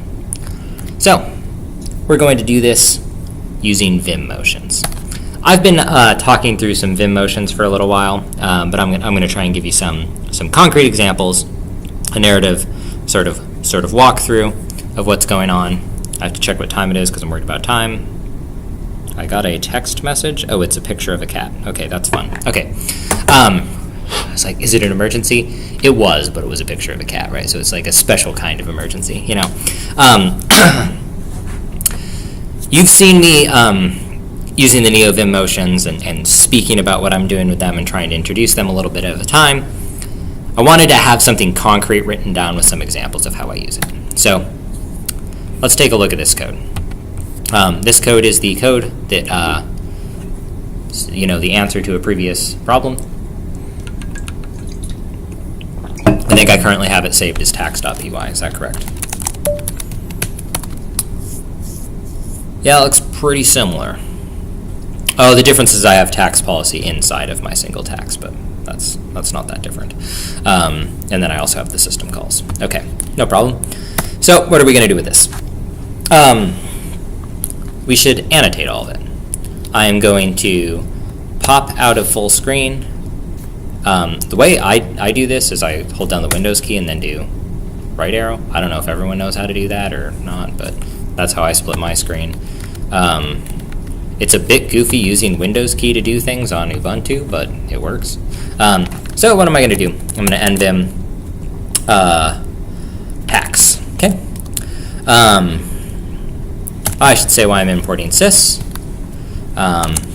to use argv for command line input. Okay. Single tax.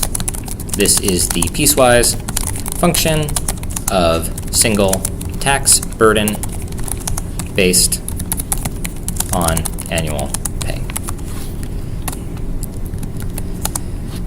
Each entry represents the cutoff after which dollars are taxed at the rate given.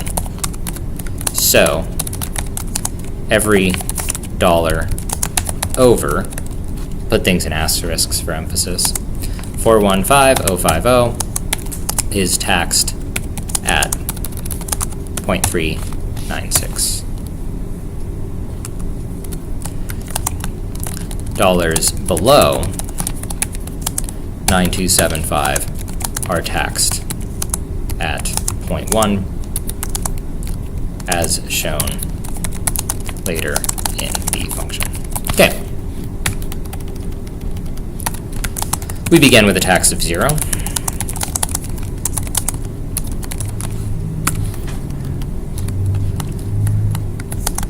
If pay is high enough to qualify for the rate in a bracket, add the bracket cost to the tax burden, and remove the taxed income from pay. Return the tax burden above the lowest bracket plus the lowest bracket burden. Okay, and then what's this do? This prints the tax burden for the integer value provided as a command line argument, e.g. Python 3 tax.py 55,000. How do I want to do this?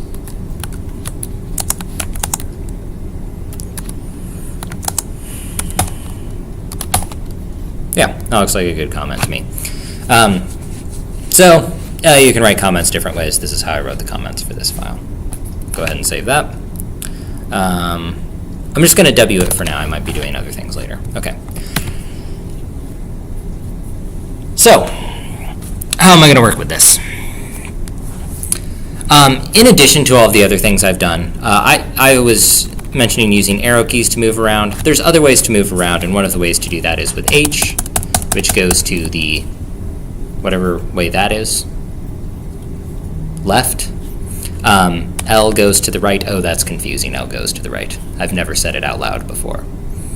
H goes to the left. L goes to the right. K goes up, and J goes down. And these are ways to navigate around.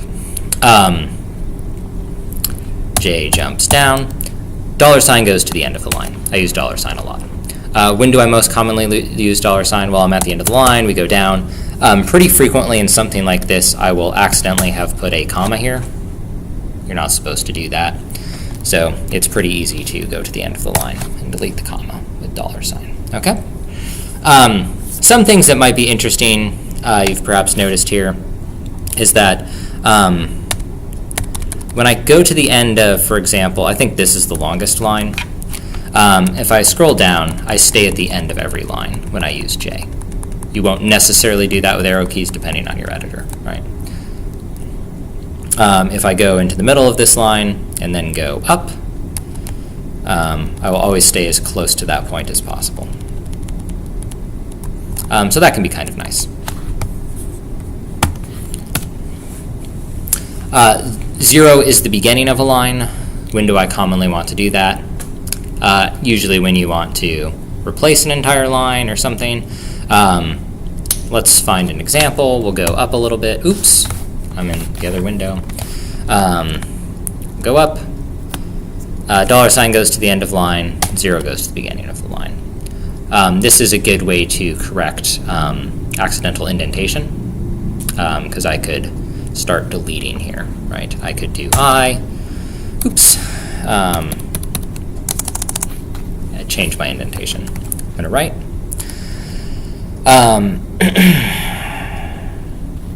I can navigate to the beginning of a comment. That flags all of them. I can press enter and go to the current comment. If I press N, I go to successive comments. This is a way to scroll through comments. Here's an example of a comment I might want to scroll through. All of my other comments are on their own line, so this is a bit odd. So what I'm going to do, I'm going to change into insert mode here. I'm going to put this on its own line. I'm going to scroll up. I'm going to remove that with DD. I'm going to replace it with P, and then now I'm going to add some new lines just to get this to look nice again. Okay, so that's one way to move things around with comments, okay? You can do a lot of this stuff with the mouse. I suspect in Windows Terminal, you may be able to click places, so I'm able to click inside my Vim window. I used Vim for a long time before I found out you could click. And I relate that as a story because something I often hear from students is like, but I can't use the mouse. By the time I was like really invested in using Vim, which I don't necessarily expect you to be straight out of the gate, I understand it has a learning curve, right? I was so uninterested in using the mouse because I could navigate around so quickly with the keys. I didn't check to see if the mouse worked, right? Like it didn't occur to me to use it. It is so much slower and tedious to be like. I've also been very surprised. Most of my coding I do at home on a desktop where I have the standalone mouse. I like the mouse far less on trackpad with laptop, and I teach on a trackpad, right? I never basically want to be using this thing. If I'm using it, it's because I have to.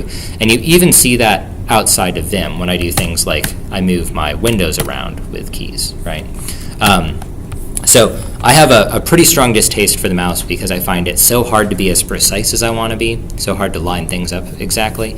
But when I'm navigating around with keys, right, I can control exactly how many times I want to move right. I can just press L 4 times, and then I always know. This is really helpful with indentation, right? So I go to the beginning of this line, 1, 2, 3, 4, 5, 6, 7, 8, 9, 10, 11, 12. So that happens to be indented 4 times, right?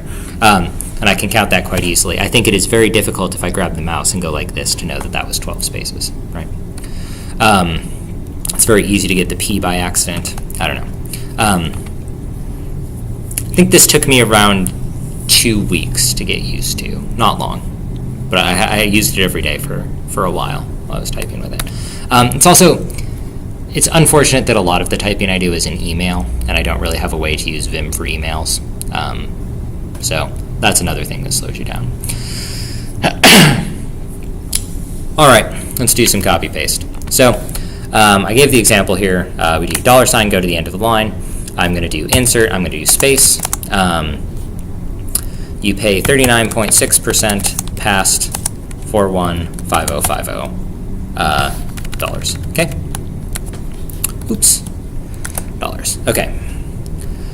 I want to go to the beginning of that comment.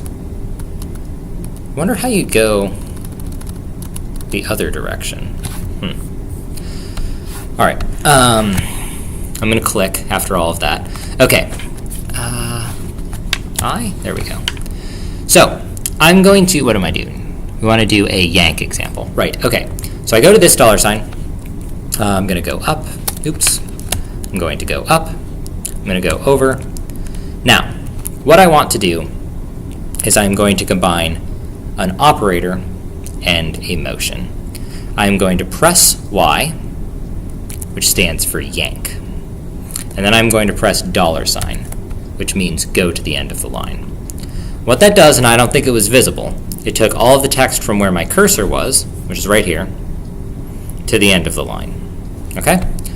And my cursor is still where it was, so now I'm going to do J to go down, and then I am going to press P. What this is going to do is this is going to paste the yanked text. So there we go, we press P. Looks like I probably should have yanked a space as well. So we can just put a space in there. We'll insert. And then this is what? 35%. I'm going to press escape to get out of insert mode. I'm going to press / to go to search mode, and I'm going to press $. $sign is the key for your end of line, so it found all of the end of lines. We'll go to 4.1. There we go. Press enter, and that takes me over to 4.1. And that's supposed to be 4.1.3350. So I'm going to do Shift R, replace mode, 4.1.3350. Then I am going to escape, back out of insert mode, and we'll go ahead and save. I can go down with J. I can paste again. Did I really want to paste that line? Maybe not, right? So this line's missing a space, and it also has the wrong number of digits on its percent. So I'm actually going to undo that. I'm going to press U. That's going to undo. I'm going to press K, which is going to go up. Now I'm going to yank. I'm going to press Y, $, yank to the end of the line. J, go back down. P, paste. Got a comma by accident.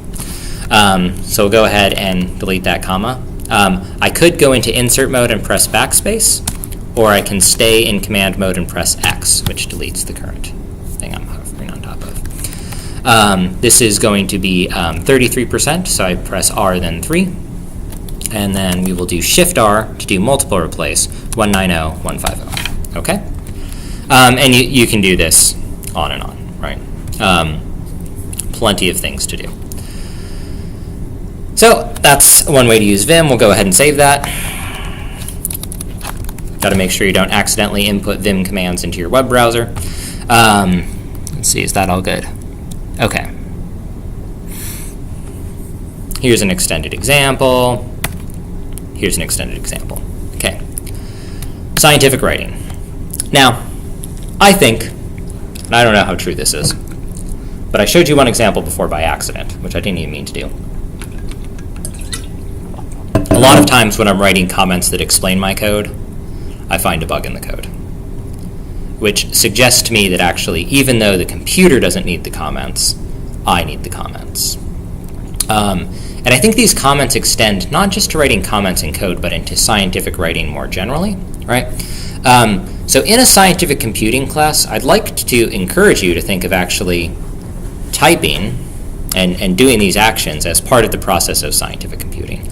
I've given a few examples of this. I taught a machine learning class recently, and my machine learning class was very, very aggressive about requiring students to turn in an HTML document for their homework. And the students are like, but my code works, but my code works. And I was like, well, first of all, it doesn't, right? But second of all, like, your code working is sort of not relevant to the scientific process, right? The scientific process has to be explaining to someone what problem you're trying to solve, solving the problem, potentially using code, and then convincing them that you solved the problem. And so writing comments are a very critical part of the scientific process, even if they're not a critical part of the computing process.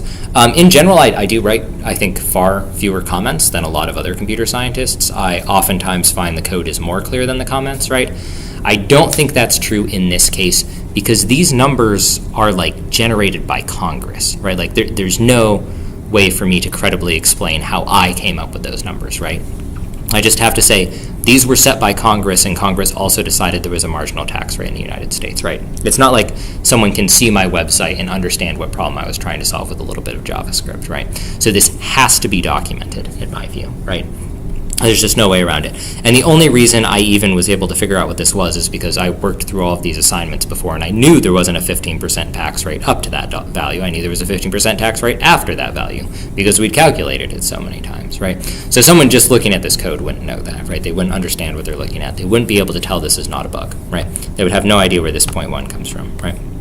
So I think you should write and explain your computations, specifically when doing scientific programming. You can argue different ways for software engineering and other tasks, right? That's fine. Here's a few different examples of some notes.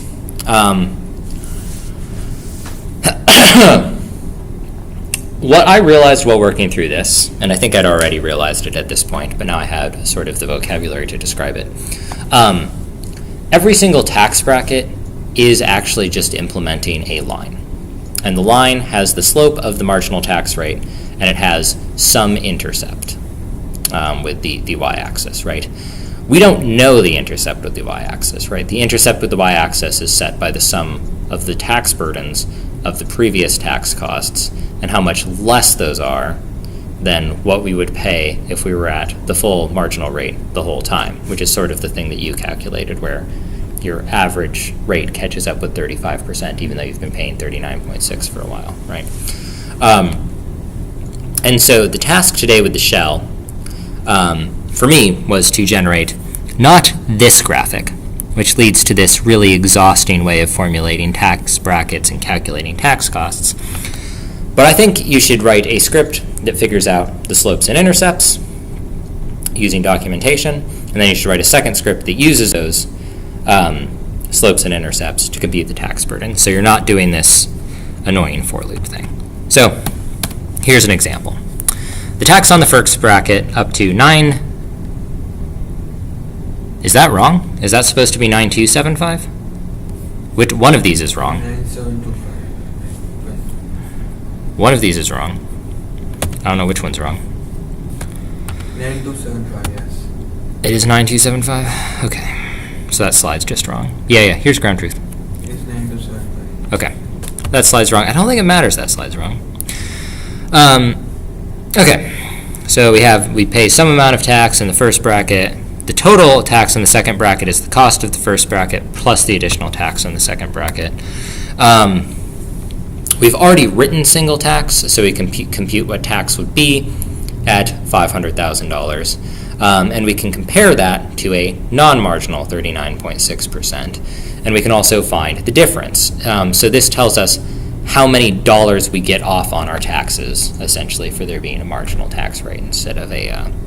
to me, it seems reasonable that someone making $500,000 a year would pay 39.6% on every dollar they earn, right? But that's not the way the system's currently set up, right? So we can look at this example, right? So we do Python tax.py, 500, 123, okay? It's that much, and then we can also do Python 500,000 times 0.396. And we can say 198,000 minus 154,169.95. And we get that value back. We notice there's some rounding here. We're going to come back to that later. That's not really good. The computer can't do numbers correctly, right? Because we can figure out that that is wrong, right? Okay. So what this means is that, well, if I make $600,000, I'm going to pay 39.6% on every dollar, but I am also going to get free money equal to $43,830.05, and that is going to be how much I pay in tax. If you don't believe me, that's okay. Python tax.py 600,000, and so I can in fact compute these brackets much more simply than I have been. So this is just a linear equation. I have to take a bathroom break. I was trying to make it to the end of these slides, but I'm too well hydrated. I will be back. Take a look at these slides and let me know if you have any questions. There is an exercise in here that you can start on if you want to, but I will resume presenting here when I get back.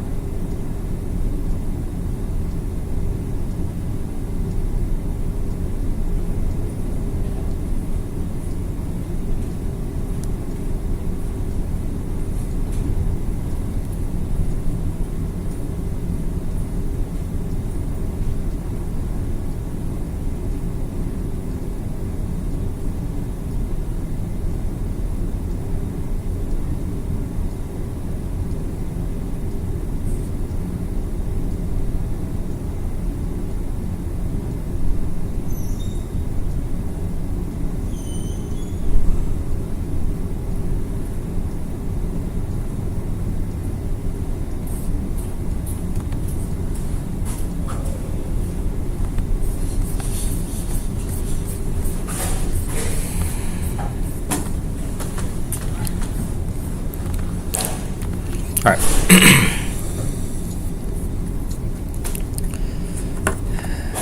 I think we'll probably get to this exercise and then call it because it's like the end of the day. I was looking at reordering things. It appears I made around 33% too much material. Here, I'll show you what I'm looking at. But I definitely don't need to teach you these three things. So I think what happens is we get to somewhere around here at the end of the weekend. These become advanced topics that are at the end of the term. And then we do GitHub, LaTeX, Quarto in these slots. And that's one of the reasons the assignments aren't out yet, because I have to see how it actually goes. But it's completely unreasonable to start teaching NumPy with like 30 minutes left in the day. So, does that sound okay? Cool. All right. Don't really want to go through linear models too fast. They're kind of important. They're also the basis of machine learning if you get into that. Okay.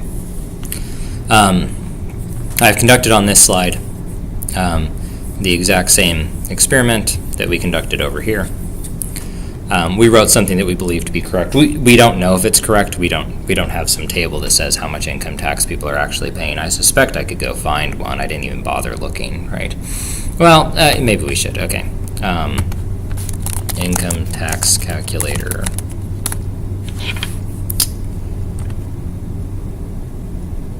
This looks like it might be way too complicated. Okay, that says .com, so I don't believe that. All these are way too complicated.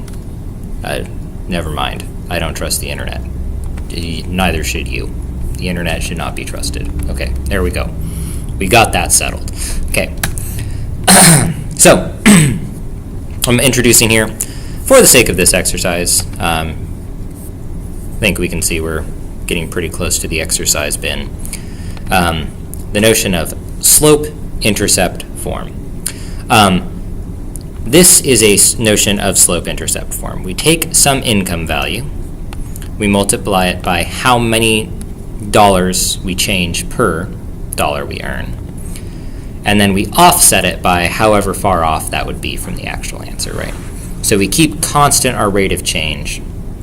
And it's true that no one actually pays negative $43,000 in income tax, but it's sort of like people that make over $450,000 a year do pay negative $43 in income tax. They sort of get $43,000 off their taxes, right? Which is a large amount of money. Like, that's more than many people make. But what we don't have, though, because this is what we're given, we don't have what the intercepts are. We don't know how much we need to subtract from this times that to get how much people are actually paying, right? But we can calculate it. We have a slope, so we know that, and we also know some points. Because we wrote single tax already, we can calculate how much they do pay at any point in time, then we conduct a simple subtraction. But we have to do that inside each bracket, right? We have to see how far off they are at each point. We know people in the first bracket aren't getting anything off on their taxes. They're just starting 10% off. And then we can realize people making over 9275, and I think we agreed 9275 was correct, not 9725. 9275. Okay. We can figure that one out pretty quickly because they pay 5% more past that, and we can figure out what 5% of this is. So that's not going to be too hard. And in fact, we can demonstrate that right now. Okay. So I'm going to say I make $20,000 a year. Okay, so we're going to say X is 20,000. With no discounts, I would pay this much in taxes. But I know that I actually pay less by how much? I pay 0.5% less times 92750. No, not O. So I actually paid this much in tax, which means the intercept value is 0.5 times 9275. So I get $463.75 off. Let's see if that's correct. And by golly, it is. right? So we can sort of begin to calculate these, and we can write these in a numerical script. You've probably seen plenty of these cases of slope-intercept form before. You might recognize this example. This is degree conversion. This is used all the time. The people we lovingly refer to as the Americans, for some reason, use Fahrenheit to measure the temperature, and no one else in the rest of the world knows what that means, and no scientist knows what it means either. They say, oh yes, your water boils at 212 degrees. Interesting, right? So fortunately, because we are computer scientists, we don't have to think about either degree. We simply freely convert them in between each other. And we can demonstrate this as well. I was going to copy paste this. I don't want to risk typing something incorrectly. Go ahead and give it a paste.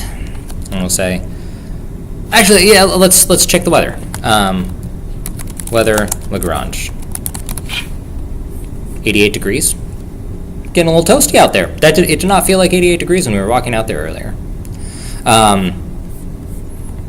many degrees is that Celsius? 31. It did feel like 31 Celsius. Okay, fair enough. It was 31. Okay, and so we can see in degrees F, 31. Oh, 87.8. That's about what's reported, right? Yeah. I was gonna say, it didn't feel like it. It felt like 87.8. I think that's probably what it felt like out there. I feel it was like about 70 or something. Yeah, I would have guessed 76. Maybe it's warmed up since then. Oh, well, actually, we can check the hourly, right? Can we? I actually don't know how to do that. Well, okay. We can't get too sidetracked checking the weather, even though meteorology is a science, right? So that is scientific computing. We were just doing scientific computing right there. Okay.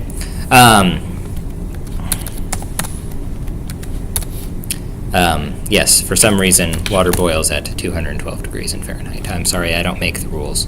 I tried to be a good scientist, and no one was really willing to go along with that. Let's build up to the exercise, and it looks like we'll have about half an hour to work on this one, which hopefully that's a reasonable amount of time. Okay, so what are we doing? We're going to do intercept computation. Something that I have always had a hard time, I remember I had a hard time understanding it when I first learned about it, and sort of impressing the value of this onto students is that, what am I doing? Oh, my tab's in the wrong thing. Okay. You don't always have to compute every single value every time the script runs. Some of the values you can just compute once, and then you can look them up. So every time we compute a tax rate, we don't have to go through every single marginal boundary. We can write one script to compute all of the intercepts once and then never do any of that stuff ever again. We can write cleaner, simpler code. We could even argue the code is more understandable. Maybe it is, maybe it isn't, right? But simpler can be better, right? So we're going to compute some numerical values. Specifically, we're going to compute the intercept values for linear equations of tax. I wonder if that's supposed to be on its own line. I bet it is.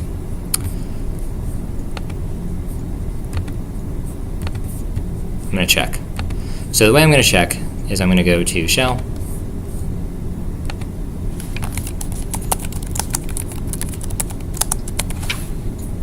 Yeah, it's supposed to be indented. That's odd. Okay. That's fine. I was surprised the I was capitalized. Okay. So we're going to compute the intercept values with a script. We're going to output the results to the shell. We're going to save that result in a file. We're going to open that file and edit it into a Python script that uses the intercepts. So that's the sort of scientific process we're going to go through here. It's multiple stages of computation to get faster. So here's some examples. I am doing the example with married filing jointly to avoid just giving you the actual answers. But here we can look at this. We can say,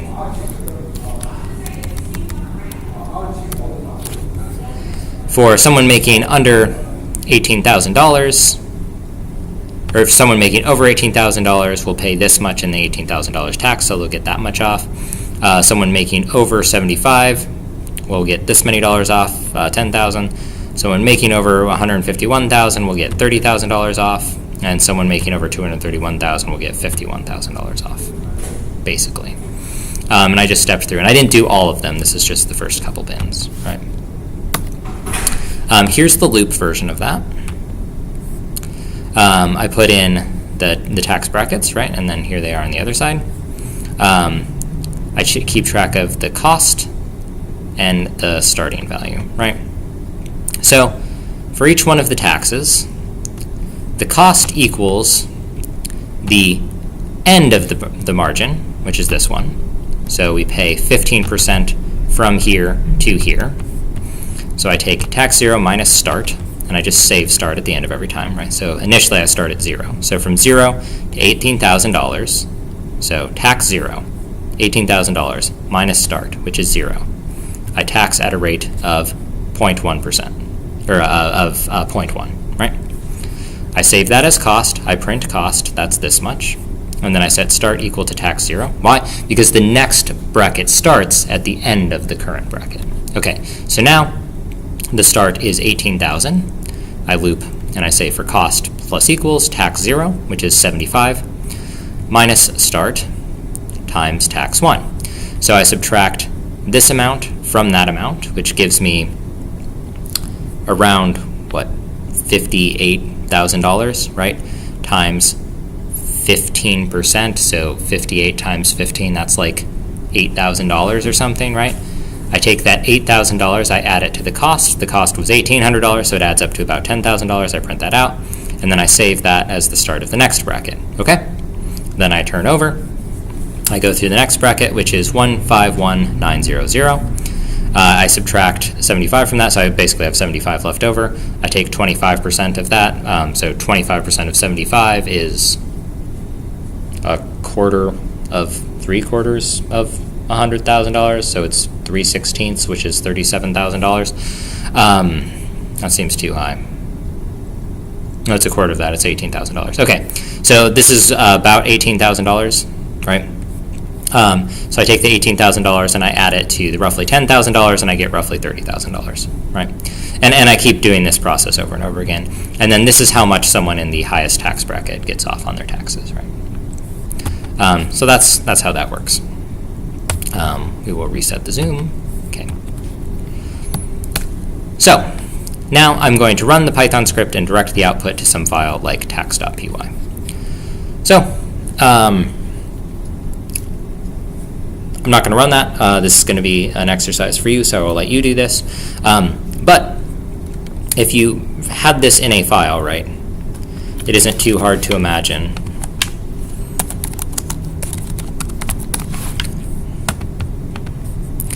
you could quickly enough edit this into a Python list, right? I am going to step through a bit of an example here. I'm going to introduce visual block mode. This is my favorite mode in Vim, and it is somewhat of an advanced topic. So just bear with me here. I don't expect you to know and understand and appreciate visual block mode. If I don't show it to you, you won't understand why Vim is so cool, right? So I'm going to show it to you quickly. Okay, so this is visual block mode. I'm going to go to the beginning of the file with GG. I'm going to go to the start of the line with 0. I'm going to press Control-Q to enter visual block mode. It used to be Control-V. They changed it to Control-Q because Control-V is bound to something else on Windows. So your computer ruined all of this for us. I want you to know that. Okay, so I'm going to press Control-Q. Is that what I'm going to do? Yeah, I think so. Well, let's just look at what is my goal? Okay. Oh, I want to add a bracket to the beginning of every line. Okay. So, GGO. Okay. Control Q to enter visual block mode. I'm going to press 5J to move down 5 times. I'm going to press Shift I to enter insert block mode. I'm going to press a boxy bracket to begin a list. I'm going to press Escape to exit insert block mode. and a boxy bracket is going to appear at the beginning of every line. Do you want to watch? They all appear at once, okay? Maybe that's cool, right? I'm going to undo that so I can show it again. Control Q, 5J, Shift I, boxy bracket, escape. Undo. Control Q, 5J, Shift I, boxy bracket, escape. What was the after 5G? Shift I.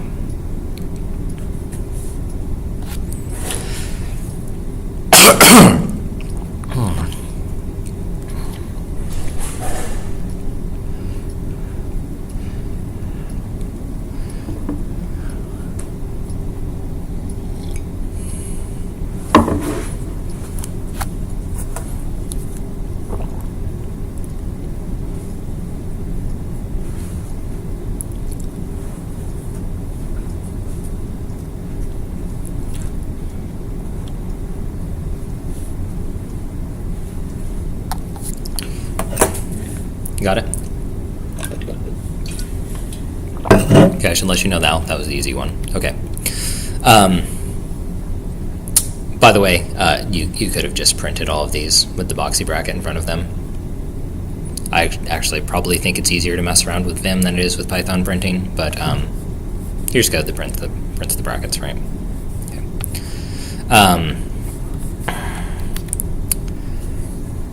We're going to use some points to determine the intercepts. Let's get back into full screen here. For taxpayers making more than $151,900, they pay $51,791.50 plus $28 or 28 cents for every dollar over $151,900. Okay, or that's how much they get off. They pay negative plus that much, right? So, what's the linear equation? Easy. They pay that much. Oh, yes, for each dollar past that much. Okay. So, we take this amount, which is how much they pay on all lower tax breaks margins, and then we subtract how much they pay if they didn't get any dollars off, and we see they get 9259 point. And that's supposed to be 0.5, right? That's not particularly close to 0.5, right? There's a 3 in there. So there's a lot of rounding and errors going on in here, right? So we compute that, and we can put that in our bracket somewhere, right? So this is the way to calculate slopes and intercepts. Then you can construct a simple piecewise function. Here's the first example, right? If income is in this range, you compute it like so. And I just used if statements for all of this because I was checking ranges on both sides. And there will be more brackets. This is just one of the brackets, okay? So here's your exercise. Write a Python file that computes all of the intercepts, and then write a file that uses the intercepts to compute all of the values for a tax burden given some income. This will be, and there's no real way to test it because we'd have to provide millions upon millions of tax dollars in data. This is faster, right? Because we expect it to be faster because it's less computation, right? We don't really feel that it's faster. This is just a motivating example to get us into scientific computing. So here's your exercise. Here's part 1 of the solution. Here's part 2 of the solution, so you can work on it. My line of thinking is I will stick around to help you for 20 minutes, and then I will go get dinner. Are you staying at Wingate down by the interstate? Courtyard. Your courtyard? Cool. I'm not giving you a ride anywhere then because I'm staying at a different place. Not staying at a different place? Yeah. Which one? It's like right off the interstate. Oh. Yeah, it's far. So you probably couldn't walk it. I was going to drive you there if you were there. But so I'll stick around till 5 to help you if you have any questions. But otherwise, we'll call it there for today. What I'm going to sit here doing is I'm going to rearrange the schedule to make more sense for us, and then you'll be able to see that when you check the schedule tomorrow morning. And we'll start tomorrow with numerical Python.